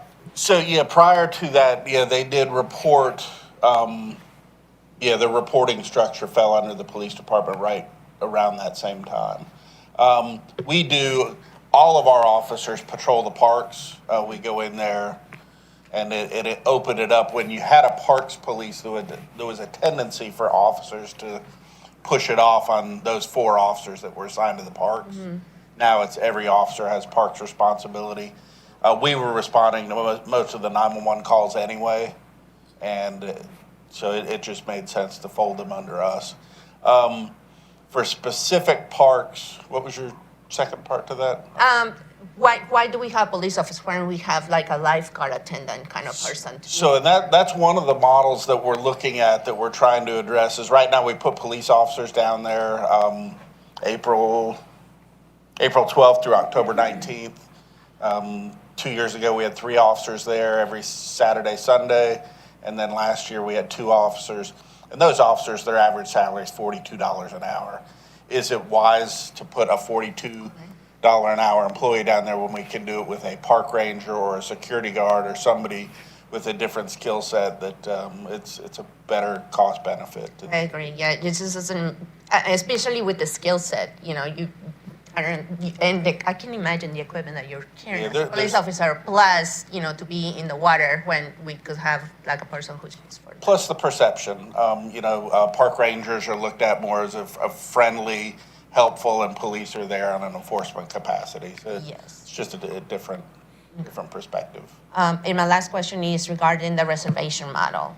Immediately, I thought somebody's going to reserve every weekend, five weekends in a row, and then sell those parkings behind. I know because I know people who would do that, not me. But and how are we going to be able to kind of minimize that? Yeah, it's a great question. Partly is why we put the 14-day maximum advance reservation in place. And the other is, if we start to see abuse associated with the reservation. Now, the reservation is going to be person-specific. So if Jeff Leatherman makes a reservation, then Jeff Leatherman is the one that shows up to reclaim that reservation. And so there won't be the ability to transfer it or otherwise. And so that'll be validated on site with the staff person, as Chief Conroy mentioned. This will still have to be staffed. It will not be staffed with the police department. It will be staffed with part-time staff through the recreation So you're going to department. require an ID?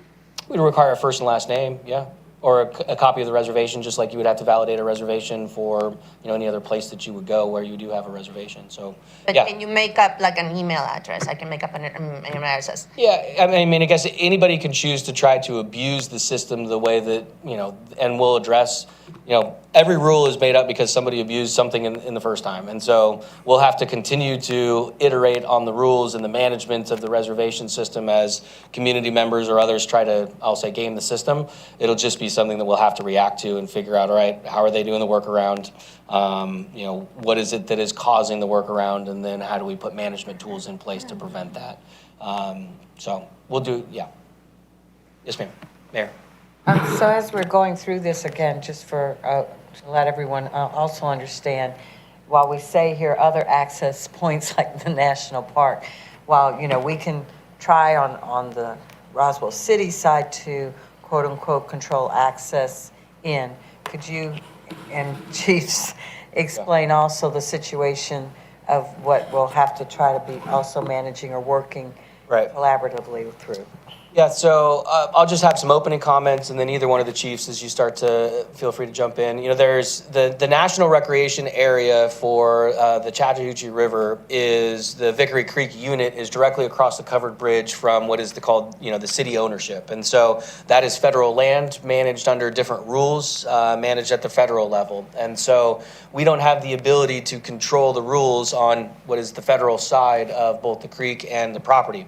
So to the mayor's point, we can put rules in place on our side, but that doesn't prevent people from walking the trails and accessing the covered bridge and other areas of the park and essentially coming across to the city side. And we'll have to have a management person in place to manage the behavior and to restrict that access. But again, as residents and everyone needs to also understand though, but the city of Roswell responds Yeah. for most situations that occur on the national side for both safety and for health and situations where we have extraction needs. Yeah, to your point, Mayor, we've had 2 meetings this week with the National Park Service, with their chief of police and their interim superintendent. And their chief informed us this week they have 2.5 officers that work from Powers Ferry to Buford Dam. And they split that half officer with Kennesaw Mountain. So that's 2 officers, including their chief. So their chief and 1 officer patrol that entire area. So we supplement them frequently. If we get a 911 call, the city of Roswell does dispatch for the National Park Service. We have a contract with them. We dispatch their officers along that whole route. So we get the calls initially when there's any incident within the parks. We'll automatically dispatch a police officer, and the fire chief will tell you the fire department handles all rescue incidents, including within the national park and within our park. So the fire department handles everything within the park. We just assist them on an as-needed basis. We've had some great meetings with them this week. We've come up with some signage that we're going to add where we've got an area. There's an area on the national park side where almost all of these incidents occur. The rocks are very slippery over there. It doesn't look that bad until you get there, and then the people come and fall down as they're trying to get down to the national park side to enter the water. So we think that's going to help. Well, and to remind people that, what was it, last year, that the National Park Service for the first time ever worked with Roswell to make sure that also on their side, it's a posting of no alcoholic beverages, which is not common in a lot of national parks because, again, the safety issue and the slippery rocks, it has caused that 1 death last year, and it was on the national park side, but we responded. Yeah, correct. We did have some great success last year where they did ban alcohol on the national park side.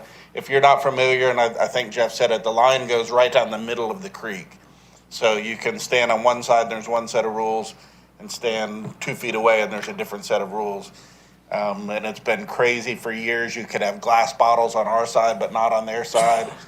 And we've remedied that. The alcohol was a huge piece because you could not drink alcohol on our side, but you could stand a foot away and drink alcohol and be perfectly legal.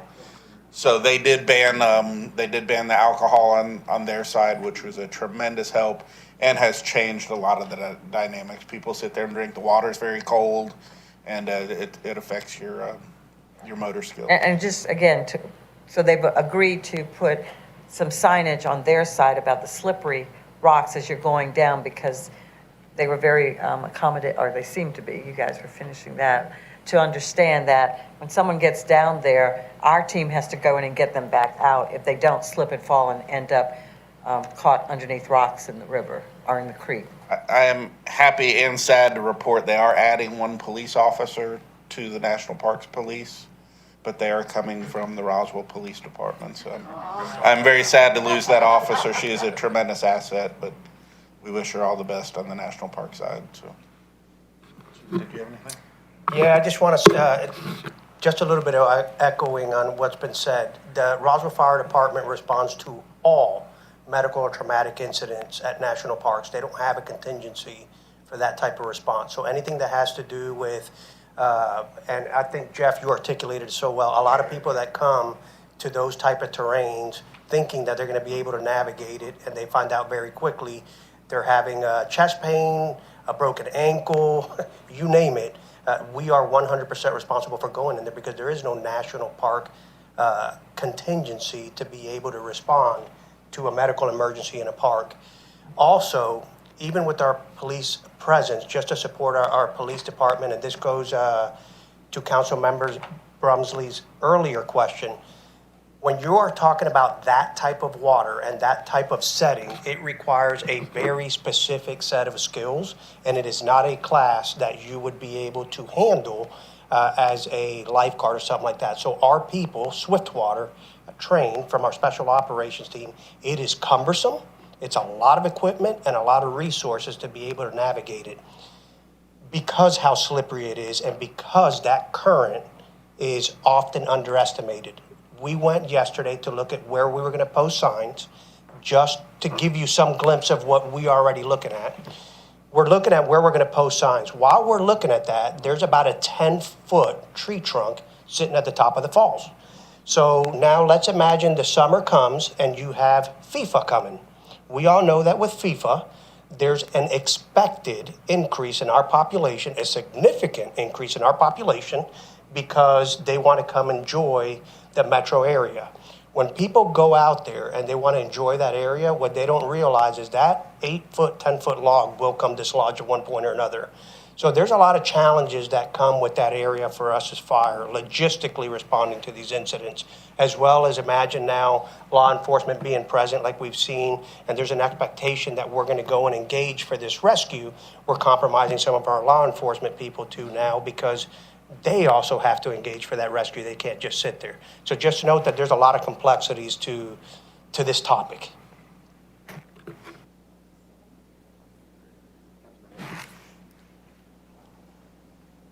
Could you go back to the slide of what was implemented in, I think it was October 2024? This one here?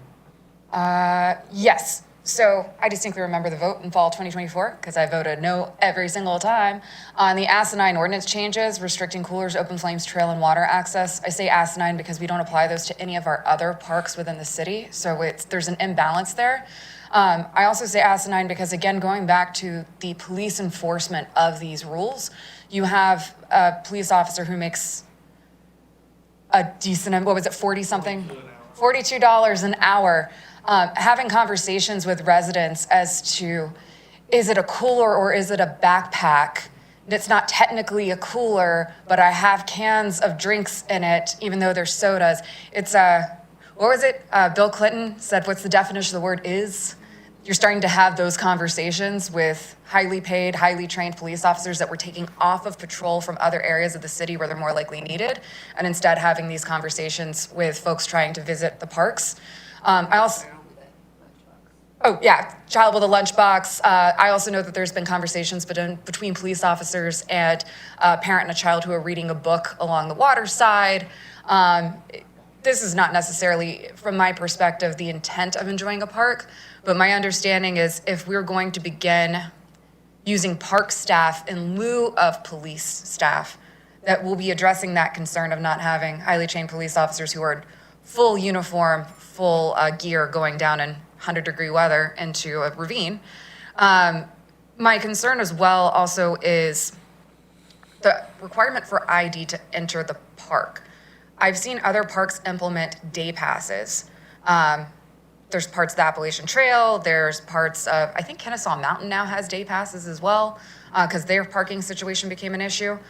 I've never seen an instance where you have to provide a proof of identification to justify going to any of those parks.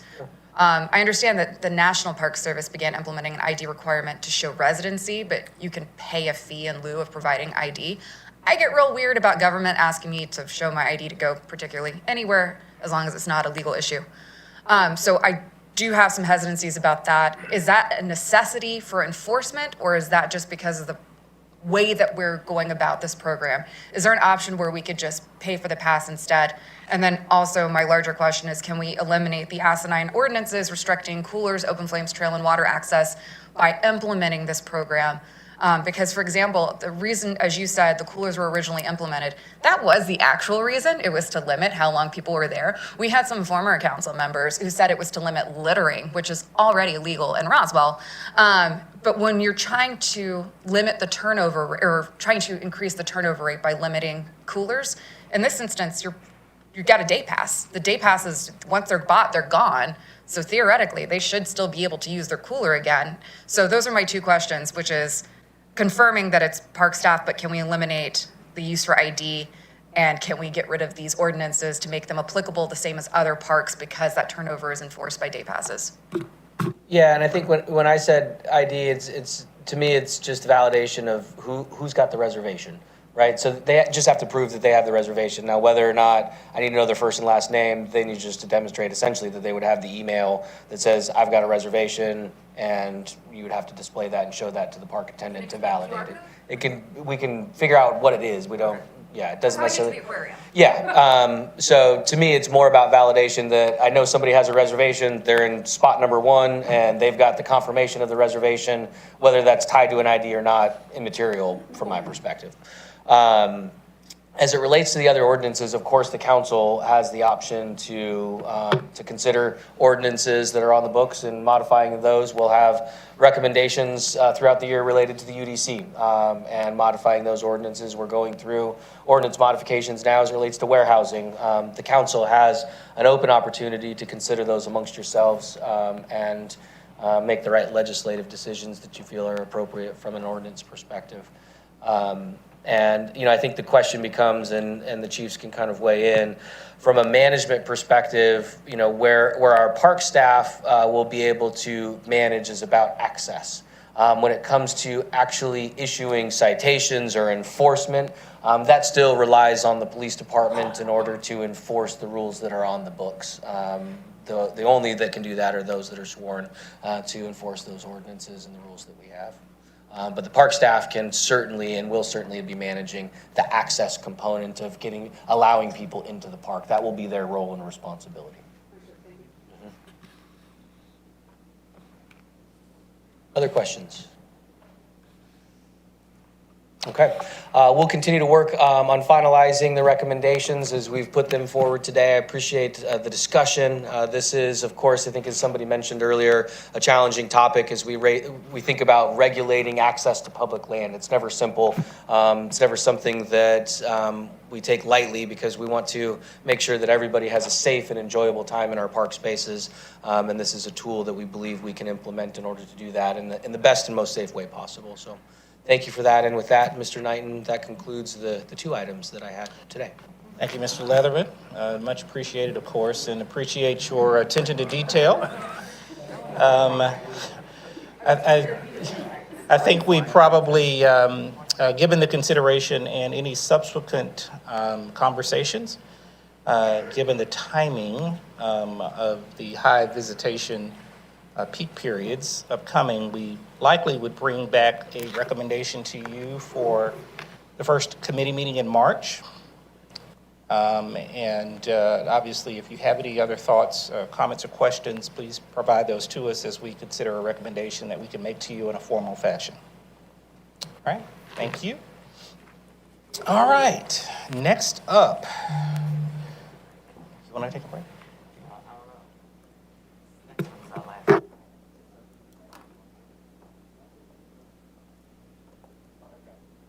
Break? Want to take a break? All right. One more break. All right. Break. Yep. Yeah. Maybe 2. Maybe 2. One. I'm sorry. One more.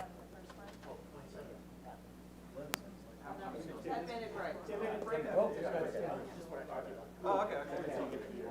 I thought there was a second. Oh, God. Anybody rested?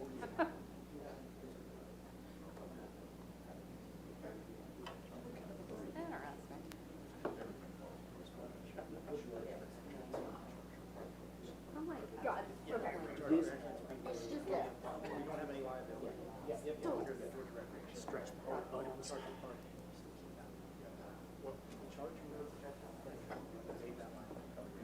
waive the liability or we incur the liability? Well, that means we incur the liability. Yeah. But if it's charged for parking, we're not liable. So that's why it's charge parking. Charge parking. Like your promotion, brother? Parking czar. Parking czar.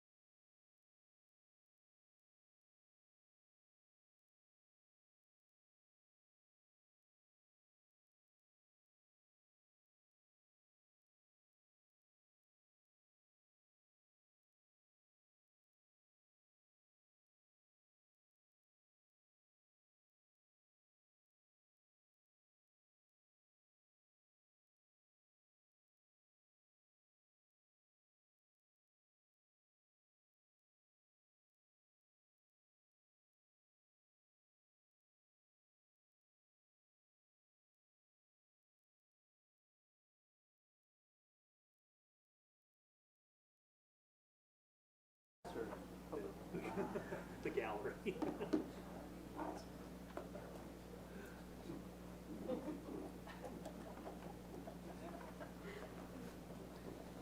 Oyez, oyez. All right. All right. Thank you, everyone, for reconvening. And we have one additional item here for your information and consideration. And we certainly appreciate the opportunity to discuss another item with you. It's related to, as you can see on the screen, the location of Fire Station 27, the siting analysis associated with the fire station location. And we have a presentation that will be essentially from our fire chief, Chief Pavel Troche, and also from Deputy City Administrator Sharon Izo as well. We've worked collaboratively on this project, and we appreciate their great attention to this matter. So we'll start with Ms. Izo. Thank you. Thank you. Good morning, everybody. I'll start with just giving you a little bit of recap of some of the items that we talked about on retreat. And I will also tell you I have 8 slides. So we'll see how this goes. I see how it is. So we'll just label them all 8. I see. All right, so at our leadership conference, Chief Troche led our segment on Fire Station 27. He provided background on why our fire stations needed to be replaced and relocated to meet response time needs and modern station standards. He reminded everyone, and I wrote this down because I wanted to get this right, that travel time is the largest part of response time and directly affects survival and property loss, which is why it is so critical. The council, after those conversations, asked our CIP team to provide some additional information regarding the site selection for Fire Station 27, as well as an overview of our public safety bond question budget. The first place I'm going to start is with a timeline and history of events for Fire Station 27, and then we'll get more into the details of the site analysis as well as the costs. I know there's a lot of words on these slides, but I think it's really, really important to talk through how we got to where we got to. So I'll start with Fire Station 27, and in 2022, the fire department had their gap analysis came in, which basically showed us that we had that Fire Station 27 in its current location on the far east side of the city was misaligned with the current service demand. At that same time, we started to contemplate a bond referendum, in which case we developed a public safety question, which identified a new public safety headquarters for fire and police, as well as the relocation/replacement of 4 of our fire stations, which are Fire Stations 23, 27, 21, and 22, and also the need to build a new fire station on the western side of the city to provide better coverage, which would have been Fire Station 28. In July of 2023, we hired Jacobs, a consulting firm, to work with us as the city's bond program management team. And the first place we started was looking at all the needs that had been identified in the bonds and looking at the budgets that had been allocated, as well as reasonable cost estimates for all of those projects. And in September, we received a cost estimate for the 5 fire stations. Again, this would be a replacement of 23, 27, 21, 22, and then the new build of Fire Station 28. What we got was a cost estimate that exceeded the total value for the public safety question. We had $52 million in the public safety question, which, remember, included the police headquarters, the fire headquarters, E911, an emergency operations center, in addition to these 5 fire stations. And the price tag that came in at a whopping $68.5 million just for the fire stations. So at the same time, we were also doing preliminary scoping and cost estimating on our public safety headquarters and looking at a similar dollar value for all of that work. So we were looking at a very, very steep, concerning issue as far as the dollars that were allocated as well as the needs. But challenge accepted, we got creative and started to think through how can we accomplish this. So in September, going from September of 23 into December of 24, we started to ask ourselves some questions. Were there other things that we could do within the system to provide that citywide coverage and improve response times other than building 8 fire stations and 5 of them being new? And what we found was the fire department had been looking at traffic preemption, which is basically a system that gets put into our traffic signals that communicates with our responding vehicles and allows those vehicles to communicate with the traffic signal on the path to the incident to basically free up the traffic flow to allow them to move quickly through intersections, basically flushing out traffic and creating a green signal for them as they're responding to a call. What we found was that the company we were working with could talk to us about qualitatively the kinds of reductions in response time, but they didn't have the kind of data that was able to convince us that the return on the investment was going to be sufficient and how it would really affect our system.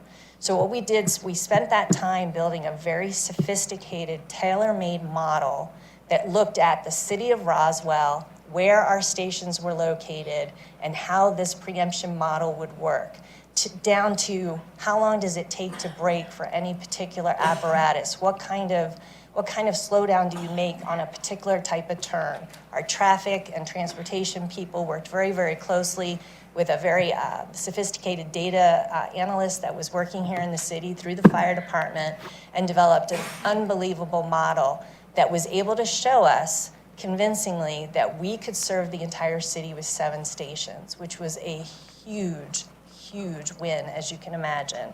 So now we were taking that 5th station off the list that we were going to need to build, in addition to all the operational costs that would have gone with another station, the people, the apparatus, the equipment, the furniture, and all the operating costs. So it was a huge win. But what it caused us to need to do is to be very, very strategic about how we were going to replace those stations and where they were going to need to go.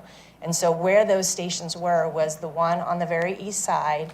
We didn't need a very sophisticated model to know that a fire station that sits on the city line all the way on the east side was not serving the city as well as it needed to. So that one needed to come in and move further west into the city. And then on the western side of the city, what we discovered was the location of Fire Station 23, which is now on Jones Road. If we could move that north to the intersection of Bowen and 92, we would achieve the kind of citywide coverage we were looking for. So those were the 2 strategic moves. So now, instead of building 5 fire stations, we were down to 2 very strategic fire stations. And then, of course, we recognize that Fire Station 21 and 22 are at the end of their useful life, and we're going to need to look at what we can do there to improve that situation. But we'll put that aside for now, and we'll work on these 2 fire stations.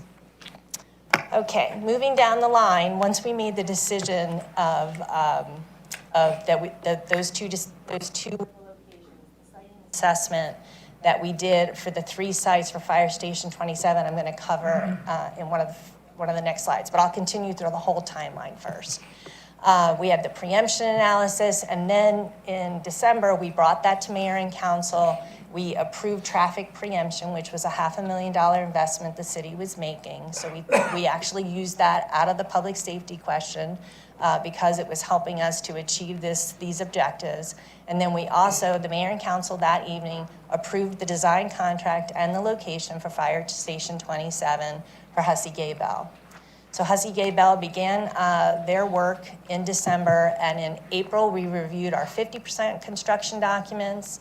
In June we reviewed our 95%, and in July we got our tree survey information, our tree protection plan. As you're all aware, that site is heavily wooded. At this time, there's I believe it's about 300 trees that are going to need to be removed and 14 of those are what we call specimen trees. So they're the kind of trees, the oaks, the poplars, the persimmons, sweet gum. So we have a list of all of those. And then, of course, there'll be a replanting plan that comes behind that meets all of those requirements. And then in July, we received our 100% construction documents. And then in September, we made a decision to look again at the elevation of the building. The building facade itself was fairly basic, and we thought there was an opportunity to do some architectural elements in it that might provide a little more interest and some elevate the look a little bit of the building. So that's about where we were when we basically stopped the project and started doing some community involvement. And of course, here we are today working on getting restarted. Over on the Fire Station 23 side, again, this is that Lake Charles site there on Jones Road. Basically, where we were approaching that one back in August of 23, if you've been in that fire station, it is desperately in need of replacement. And we also had enough property there that we could actually build on that property. So we were going to be able to do a build side by side, if you will, with the existing station. So we started looking into that, and in September we got some bad news when we did our first cost estimate on that site, is when we discovered that we knew it was on septic, and in order to upgrade to a modern station, we were going to need to move that station onto sewer. Unfortunately, putting sewer in that particular location was $500,000 to $750,000 to run the lines and get all of the land acquisition that would be required to run that line. Very, very, very expensive proposition for us. So that started to generate some concerns about 23. At the same time, the city started to look at the Bowen and 92 site. The Christ United Methodist Church property had become available, and the city, they had reached out to see if the city had some interest. As you all know, we acquired that site in November, and at the same, so this is going on over here. You know, we don't know yet that that's going to be the site or the location that the preemption analysis is going to tell us where we ought to be. But at the same time, we start to say, hey, we don't know that we can build a new fire station at Fire Station 23. So we decided to take a second look at the actual station. We did a facility conditions assessment on Fire Station 23 to determine whether there was an opportunity to remodel or rehabilitate that current station and make it, basically upgrade it. Again, we got very concerning news about how much useful life was left in that station and what the costs around that would be. So to the rescue came the traffic preemption, which basically ended up showing us that relocating Fire Station 23 north to Bowen and 92 provides that citywide coverage that we're looking for with the 7 fire stations, and also gives us a site that basically we don't have some of these concerns that we have on Fire Station 23. We installed some signage in November letting the community know it's being considered for a fire station, and then currently we are working with a developer who's interested in purchasing that property, but we would reserve 2.5 acres or so for our fire station on that site. Okay, before I move forward on the timeline, does anyone have any questions about how we got to where we got to? Or you want me to just keep rolling to the, okay, looks good. Okay, so one of the things that Jacobs did for us early on was identifying some sites at this location. Even before the preemption analysis, they identified this intersection as the right intersection for us to be moving our fire station to. Again, the preemption analysis just reinforced that this was the intersection that provided us the best coverage for fire response. So site number 1, I've heard people call it the Rite Aid, the Moe's. It's there on the north side of Holcomb Bridge. It's formerly there have been a number of commercial businesses there. And while it's a little bit of a smaller footprint, it was one of the ones that was considered. Then we have site number 2, which was the location. I believe there's a small church there. there on Holcomb Bridge Road. And then the third site was Site 3, which is our Fouts Road site. That is adjacent to the library and also a part of East Roswell Park. These were the pros and cons that Jacobs went through when they evaluated the sites. They were looking at the ingress egress, which of course that's probably Chief's primary concern, is his ability mostly to get out, not as much to get back in. So it was the egress that probably was the biggest concern for Chief. Then also looking at the roadway and how it allows us to move in and out of the fire station. And then they also commented on location. So for Site 1, their primary concern was being adjacent to an active retail commercial space where that entrance was already designed. They had some concerns about how we were going to be able to create a dedicated ingress egress for our fire station there and what the impacts would be of the commercial traffic in that shopping center. They also indicated that they expected we would have to do some potential change of the traffic signal through GDOT. Again, this predates our traffic preemption commitment that we've made. Also, just they were concerned about whether there would be a disruption to the adjacent stores. For site number 2, they were actually very positive on the ingress egress, mostly because we have that frontage on Holcomb Bridge Road. I think they felt most favorable about this site, mostly because we had such a nice ability to get in and out of that one to travel east. They didn't comment so much on the ability to travel west, but again, I think we would be looking at some traffic signal modifications in order to allow that to happen. And again, with preemption, we're in a little better shape there. They did comment that Site 2 is adjacent to the Parkside townhomes and that would be a consideration because you can see it's there on the north side of the Parkside townhomes.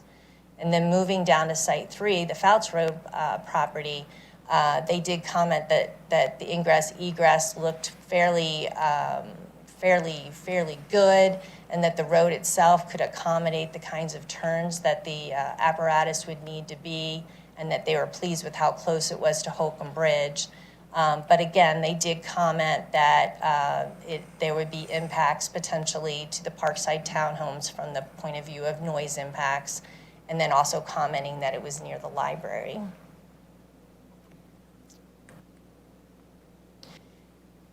So as we look at those sites, as far as them being particularly distinguished, there weren't, I would think, super clear winners and losers in that grouping of site, particularly when you look at 2 and 3. I think the evaluation was fairly similar. So we needed to look more at costs as well because we knew we had these challenges as far as accomplishing all that was needed within the budgets that have been included in the bond offering. So here in site number 1, what we've done is taken a look at what the land costs are, as well as, actually, let me back up just a minute. What we've done here is take a look at if we were to move off of site 3 and onto one of the other sites, what the costs would look like. So let's start with site 3. The land costs there were 0 because the city was already the owner of the property, and we have spent $700,000 in design costs. We also are looking at some slight architectural changes, so we've got about another $100,000 sitting there for that.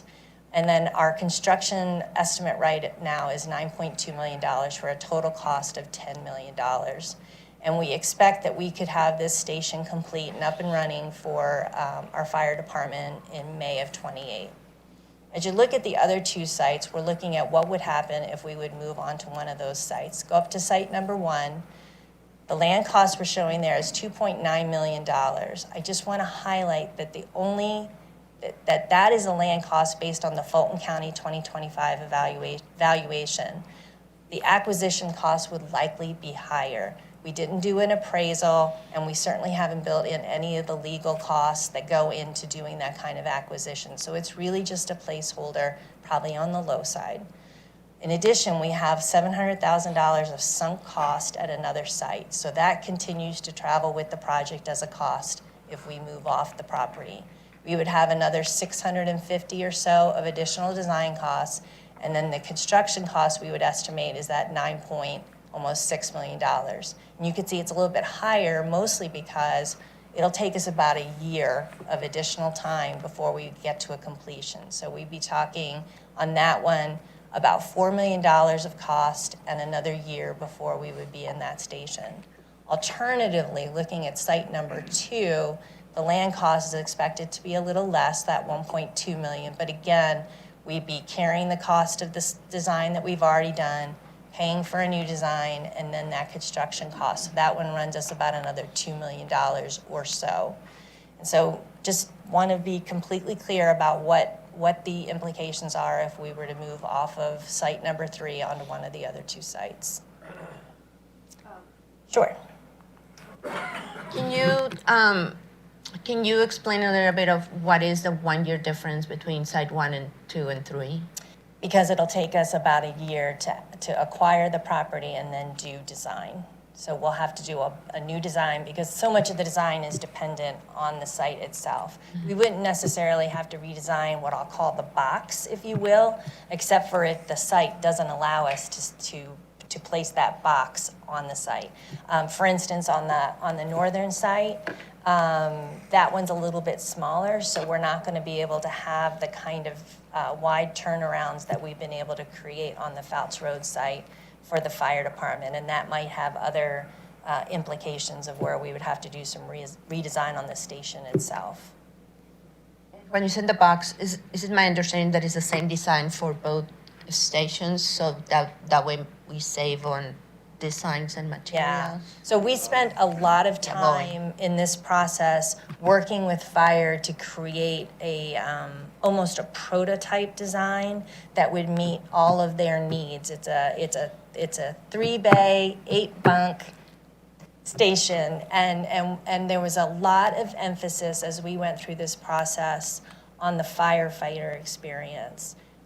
We wanted to make sure we were putting in systems and living spaces that best support their health and well-being so that they're in the very best shape that they can be to respond to the city's needs as well as for their own personal needs. And so that's one of the reasons we're taking a second look at the facade, mostly because we put so much emphasis on the inside, if that makes sense. So we were trying to build out a design so that when we get over to Fire Station 23, when it relocates, we are way down the line of being able to move a little more quickly through design. And those decisions have been mostly made. Yes. I'm wondering if Chief Troche could speak to what that year delay would mean for you and your team. And then you may have it later in the presentation also what those extra cost implications mean for the other fire station. Yeah, okay, good. So I appreciate the question. On one side of it, we can argue that the current Fire Station 27 has been where it's at for decades. That'd be a fair argument to say we've been there that long. We don't have any plausible deniability any longer based on the data and all the information that's been provided, including heat mapping that shows where the actual calls are coming from. So every day that there's a delay is a day that the fire chief is losing sleep if something happens somewhere and I can't get there quick enough. So in all fairness, for me, I see everything through a scope of what I exist in this city to do, which is to protect the community. Any delay to me is a hazard to the potential of what may happen that we're going to have a delay to respond to. I think you also have mentioned to us in conversation what it means to your existing fire team to continue to have this delay, and that ties into the importance you place on culture. Sure. So the fire department could be more grateful to you and to the community for what we've done in the past few years for the fire department, ensuring that we're prioritizing the community safety. As we went down that journey, the fire department was able, through its leadership and its support, to recruit and retain some of the greatest talent in the region. That talent that is here, as well as the talent that we're going to be seeking this year, 30, are closely looking at what we do as a city in support of these things that we put in front of the community. The community said, yes, we're going to support this bond and we're going to move forward with it. So yeah, of course, it would have an impact on, I'm sure they're watching, it would have an impact on how they see our progression, and that could potentially have an impact on that morale, and that impacts my potential recruitment and retention of staff. They're very understanding of how difficult these decisions are, the financial impacts to the city, the limitations that we have.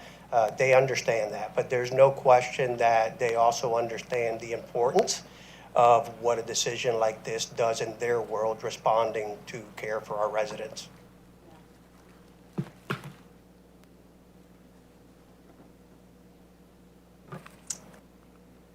So to Councilmember Philippi's question, where are we in the public safety budget? So we had $52 million to start, and what you'll see is a line item for each of the major elements. So for our public safety headquarters, we have $18.6 million that we have either encumbered or budgeted. Encumbered simply means it's under contract. Budgeted means these are expenses we know we have, and this is what we've allowed for it. For 911, the amount is $13 million for that project. Traffic preemption, as I mentioned earlier, was a $500,000 investment, and I think it was a really, really smart investment. For Fire Station 27, we've allocated $9.2 million, and you see that we've already spent close to $600,000 of that, and that is mostly design kind of field work. For Fire Station 23, we're allocating $8.1 million, and you might ask, well, why is that less expensive than 27? And that's because the opportunity exists with that developer who's interested in that property. That is, he develops that property, he will develop our site for us. And so we're looking to have what we call a pad-ready site, which basically means that our utilities, our stormwater needs, which we talk about a lot, are expensive and they're hard when you're putting them on a small site, would be incorporated into that larger site and would be handled by the developer. And so we feel that's worth roughly about $1 million to us. And so again, challenge accepted, we're being creative, and we're getting every little bit out of that $52 million that we possibly can. And you'll see at the bottom, there's a $2.6 million number that says project management. So there are costs associated with that. And then what we have is contingency. So that is what we have left. And we hope to have that left because remember, we still have 2 fire stations that we wanted to replace that desperately need some improvements. And we're hopeful to have some of those dollars available to address some of the needs that Chief has. So that's where we're sitting on that $52 million. So you can see I'm greatly concerned about those dollars I was showing you earlier, where we're talking about another $2 to $4 million, and likely it would be more than that if we leave this site, in addition to another year of time that Chief is sitting with a station that is not providing the kinds of response times that he needs to deliver. Yes, ma'am. So as we see here, the encumbered is 9.2, and if you go to the previous slide, for 27, we have like a $1 million deficit, and then for the other ones, it will be $3 and $4 million deficit. And just for general education of me and the public, where would that money come from? Well, at some point, we would not be able to confidently move forward with that second station. So now we're putting into jeopardy our Fire Station 23 relocation. I would be concerned if we make the decision to move Fire Station 27 until we could get through a design and have a bid, because these are our best belief of where these numbers are going to come in, but the marketplace is going to tell us what our project is worth. And so until we would have a bid from a contractor, we could not be reasonably confident that there were enough dollars left to move forward on Fire Station 23. So we'd probably have to hold back on that and see where we sat, unless we were going to move forward with some general fund dollars to support that project. So it's why we just want you to have the full picture. And last question. You mentioned that there was a tree study. Yes. Is that something that can be shared in the dashboard? Certainly, I mean, it's available, and we could definitely make that available to the public. Just want to point out also that, time is not our friend on Station 23 as well. So it's, not only does the math change on 27 with the change significantly, budget busting, frankly, then we would have to rethink the 23 completely because that whole deal is very time bound. And, we have to realize that the clocks that in which we sit, which have to all be coordinated, are not all in our hand. They are external to us. Councilmember Zach. I'm going to ask a question I think I know the answer to, but I don't want to be presumptuous because a lot of this stuff is not my realm of expertise. So when we did the bonds originally, it looks like what we thought we could deliver and what we're able to deliver, there's a big gap. And my assumption is that has a lot to do with COVID, post-COVID and cost. So I guess one, I kind of want to confirm that. And then two, and again, I kind of know the answer, but I don't want to be presumptuous.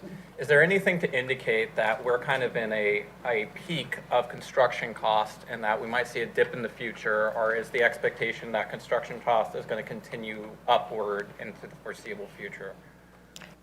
So the first question, I agree with you. I think that these estimates were put together pre-COVID, and it has taken, as we moved through COVID and got to the other side, it took a minute to appreciate what we were seeing. And there's lots of factors behind that, things that affected production, things that affected contractors where people who were in the contracting business walked away from the contracting business because of the challenges from COVID. So we started to see some workforce issues. And at a minimum, we saw about a 40% jump in construction costs, and in some cases doubled. And for a period of time, we honestly were putting our bids out, and we had no idea what we were going to get back. We have become really good at what we call value engineering, is basically we're putting a project out, we're getting a bid back, and we're finding out there's a gap. So then we have to go through a negotiation with the contractor of saying, well, what if we change this for that? What's driving my cost here? And he's informing that a particular material is so hard to get, but we might substitute this and we can save that. And so we have done that over and over and over again in the last 4 to 5 years. I will say, I think we're starting to see it level out. And I don't know if that's because of our engineers have caught up with our contractors and are providing more realistic budget numbers to us. And so now we're starting to come in a little closer. I mean, I think we had one, and I'd have to look at Brian. We had one come in under budget like in the last 6 months, and we were all like, holy cow, are we getting there? Because it's incredibly frustrating. It's frustrating for you because you don't know how to believe the budgets, and it gets very frustrating having us come back to you and say, there's not enough money, we can't get what we wanted. But I feel like we're getting there, and I think it's because the whole industry is starting to align, and I do think the dollars are coming down a little bit. But as you know, we got tariffs now, which are affecting all of these things as well. So your guess is as good as mine, and I'm looking at our CFO who's going like this. So, but I can honestly say that when I said challenge accepted, when we saw that $68.5 million, that has been the attitude of our team. It's been, our public safety has been amazing to work with, and it's hard, they have real needs, and they've been sitting across the street in that very old building that's too small, and people working in closets and broom closets, and they've got amazing stories, and it's hard to say, okay, this is what we need to do, and I think we have done a terrific job over at Summit. I think there's more opportunities to make it even better for them, but they've been great to work with. But it has been unbelievable working with our teams and people thinking of different ways to save money and doing it on schedule. I mean, we'll be done with Summit and 911. March 31st, 2026. And every single person in this room, every staff person has had a hand in it and have been really, really creative and working hard. So I'm going to stop my, I'm on a soapbox here. Yes. So when I met my new best friends, Sharon and Brian and Taylor, you know, all of this was sort of a gleam in your eye, or maybe that was just bright lights. I'm not sure which it was, but A little of both. yeah, I mean, if you think about it, Summit was not even thought of. 911 Center was not even thought of. All we had at the moment when I met you guys was a big pile of money and a big list of wants. And I mean, I remember the first time I met you and I'm sitting there listening to some of the conversation. It was clear that y'all were daunted by the task, as dopey people like me should have been, but you know, it was clear that there was a lot to do, and y'all have managed this whole process and been good stewards. And you know, Joe and Chief Troche, the preemption thing sort of saved our bacon in some ways. You know, that's been really, really amazing to watch. I appreciate it a whole lot. We are also, I guess the point I'd make is that the point I want to make is that. We are also victims of our own success. So as we improve the quality of life and the economic vibrancy of our city, and we make moves to add new things that improve all of our lives, that's why I signed up for this gig, was because I wanted to see that done. Guess what? You know, property, when we first started talking, the property on in downtown wasn't $1 million plus an acre, okay? I mean, what is it up? 75, 80%, maybe more than that? We Yeah, got, maybe. on the Green Street right away, north of $2 million. $2 million an acre. I mean, Yeah. so as we think about the governance that went into putting forward the bond, and you know, thinking about what should be on that list and how much it may cost, you know, there's just things that go into that. And so all we can do is be good stewards of it, make decisions, and move forward. And we can't wait for, you know, the 99.99 answer to things. We have to sometimes make decisions like we did when we went with the bond, that were really largely aspirational, not precise calculations of what each would cost. Councilmember Bumley. So I have a question.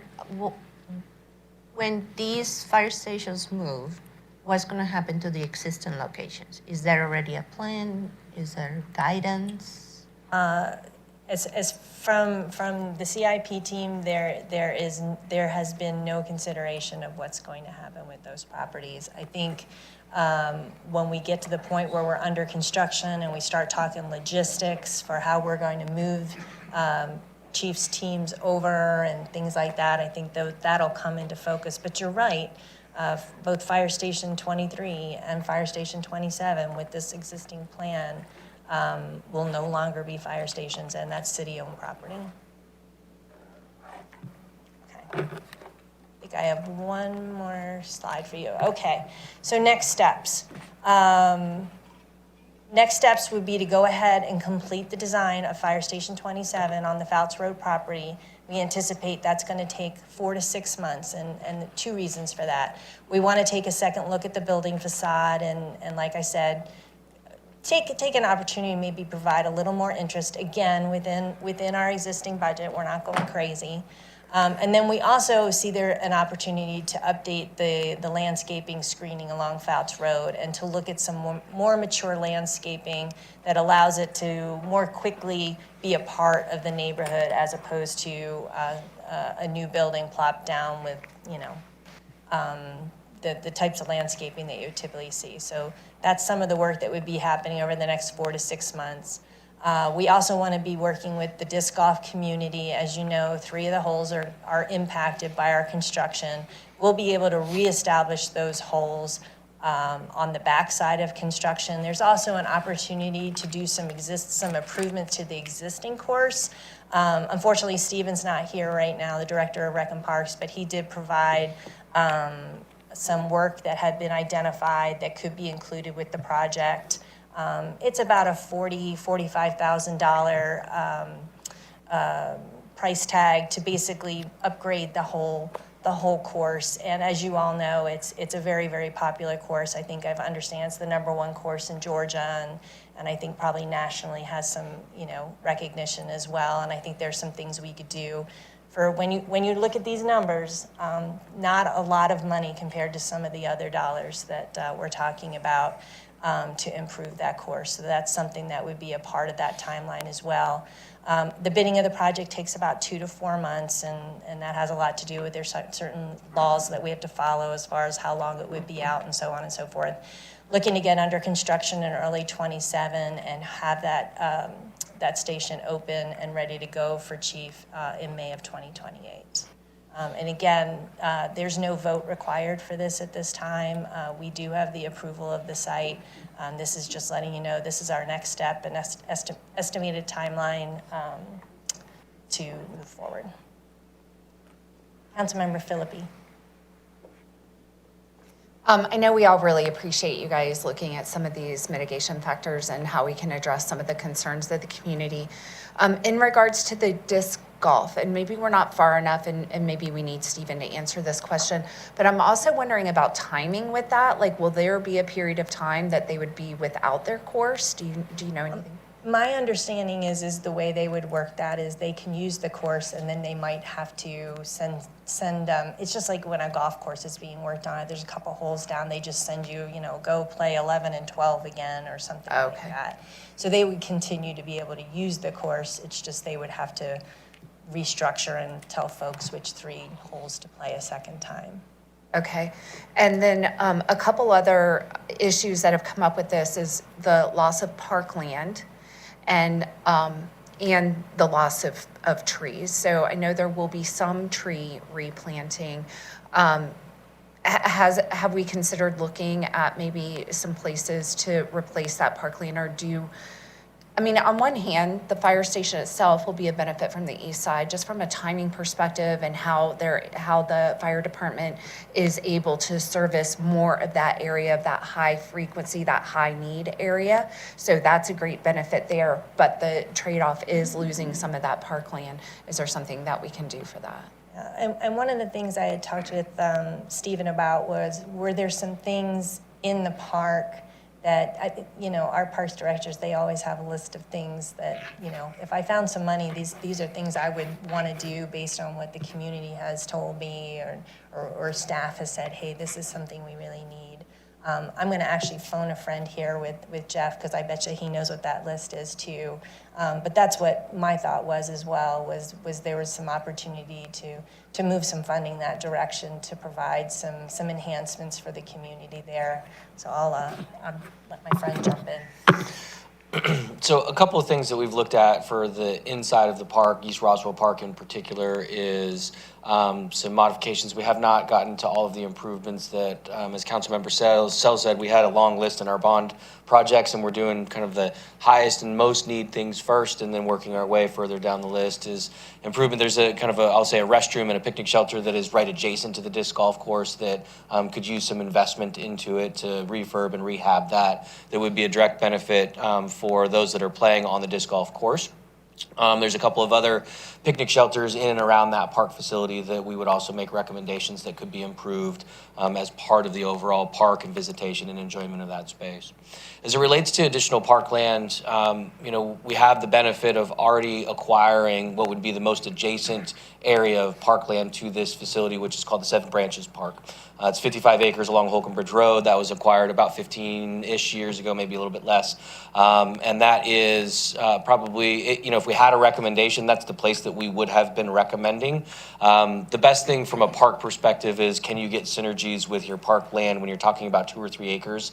You really want that adjacent to an existing park so you get some synergies on your maintenance and operations and benefit.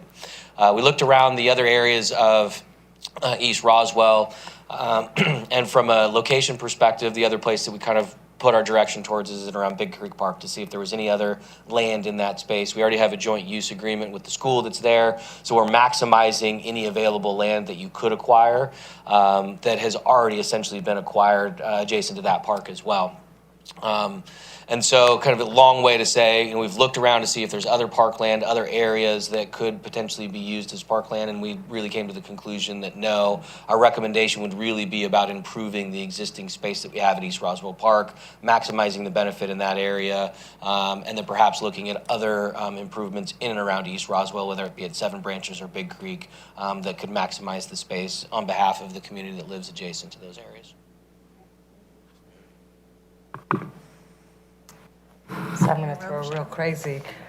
The existing Fire Station 27, what about turning that into some sort of skate park, something that we've been hearing a lot, I mean, a smallish model? And that would be, of course, 2 or 3 years down the road, but is that a possibility? Mm-hmm. Since we own the property. Yeah. From a property perspective, that is absolutely something that the council could consider. I think too, just to kind of keep in mind, is it's the reverse problem that Chief Troche has as it relates to the location of the fire station. It's really far away from the community, and so I would just encourage you. It's very close to Councilmember Sal's. So if he wants a skate park, I guess in adjacent to his house, that's an option.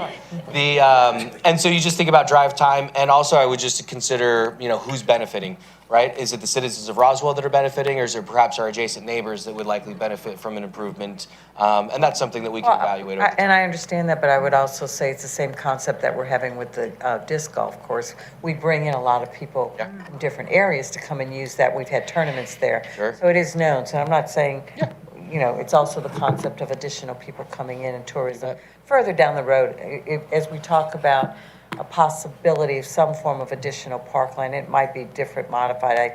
I say skate park, it's not automatic, but it is land we will own. And land that we own already and can redevelop. As a possibility. Yes, ma'am. Same consideration over on the, at the old station for 23, where we're going to, Correct. Yes, ma'am. One of the challenges, and Mary, as you say, that, we do own it, and it'd be nice for it to be an amenity, and it would be an attraction. This is one of the problems the East Side has. It's so hard to activate anything because there's nothing commercial around there. So it's like, I could go to North Georgia and go on a trail, but it's not like I can step off and have a beer. And so many of the other places in Roswell that we have parks, there's other things going on. That's our challenge. I mean, Girard Landing over there, my wife and I walk over there. It's not typically Roswell residents. I don't see anybody I know, and I live over there. You know what I'm saying? I mean, it's so it's nice and it's great, and it's right on the river and it's beautiful and all of that. The actual fire station is a bit of a. It's not exactly on the river. Let's just say there's a river over there. You can sort of see if you. So it's a tough spot. It's a tough spot. It was a tough spot when they bought it, which was dopey. But it's not any better than it was 20 years ago when we bought it. I just always advocate for our farm program that we lost many years ago when our farm program, like at Harry's Farmers Market. Oh. I've been advocating for that for how many years? And Alfred has even offered to help us along with ours and participate. So there's always those opportunities. The good news is that Girard Landing Girard's property is actually zoned agriculture. So that up on the hill, and I suppose the one along the river that Larry owns is also. So we had the opportunity, but the council at that time offered to let our former Cattle Parks in Director Roswell take again. everything, take it all up there. So maybe we'll get one.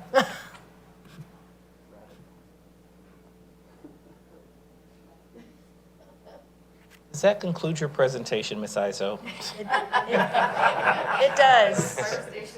It does. All right, wonderful. Thank you very much. Obviously, a very important topic and issue for this body and for the general public as well. Do we have any additional comments or questions pertaining to this item? Okay, all right. Well, as you see, the timeline is laid out for you, and obviously there'll be additional consideration here. And so that does conclude the formal presentations for this session. Obviously, we appreciate very much the attention given by the elected body and by those who from the general public who have joined us today. This again will be live streamed, and I believe our presentations will be placed on our website as well for anyone who would like to go back and review these items in detail. And we certainly encourage you to reach out to our team, to our staff, if anyone from the public has any additional questions pertaining to the items here today. Certainly appreciate Mayor Robichaux establishing this session as a recap of the leadership conference and the retreat. And we continue to try to make various avenues available for the public to receive information and be informed about the matters pertaining to the city government. And so I'd certainly defer to Mayor Robichaux for any final comments. Thank you, Mr. Knight, and thank you again to our staff for presenting all of the additional information, answering our questions. You guys are getting to know us even more. Now I'm starting to get some of the questions we're going to ask. I could see a little bit of a difference. You answered a lot of our questions before we could even ask them. So that was wonderful. And we appreciate the amount of hard work that you're doing and some of the suggestions we asked that you look at, and continue to look at and work with us. And I appreciate council for being here. Some of us, well, I remember at the retreat, we started at 7:30 in the morning. So here we gave y'all till 8. So that was a good thing. I did, okay. But I think, and hopefully the public sees, it's a lot of information. It's a lot of information to process and to, as all council members have said, Councilmember Sells and others, we are looking to make good decisions, understanding that the decisions we're going to make will have long-term effects. It's not something that we make a decision, it can affect you next week and then it changes the following week. We want to make sure we're getting all the information we can and making those decisions based on the facts that we have. Predictions, some of them are going to be predictions. It's kind of like when you buy a house. You hope it goes up in value and hope everything stays and everything works well, but you also have to have contingencies and understand that. So, and appreciate the public, everyone who attended, and those that are online, if there's anyone online watching us this morning, although we're now into the afternoon. And again, if you have questions, please reach out to us. And hopefully we're developing some additional communication modeling out there to get you some information, and we'll be going forward. So thank you guys for attending. Thank you.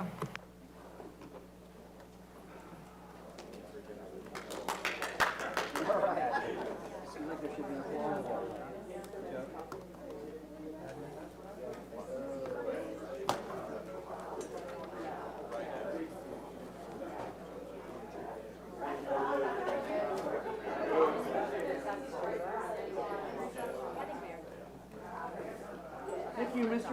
Watson. Great job, sir.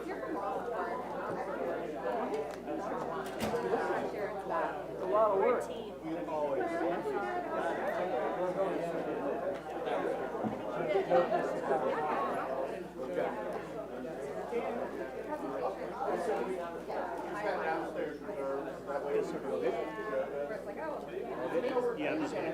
Yeah, he blocked it at the same time, so we just roll straight to that.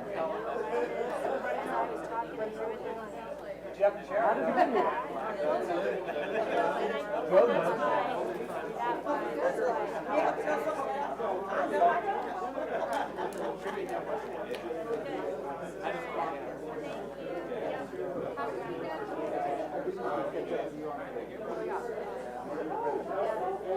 Sorry, I got 7.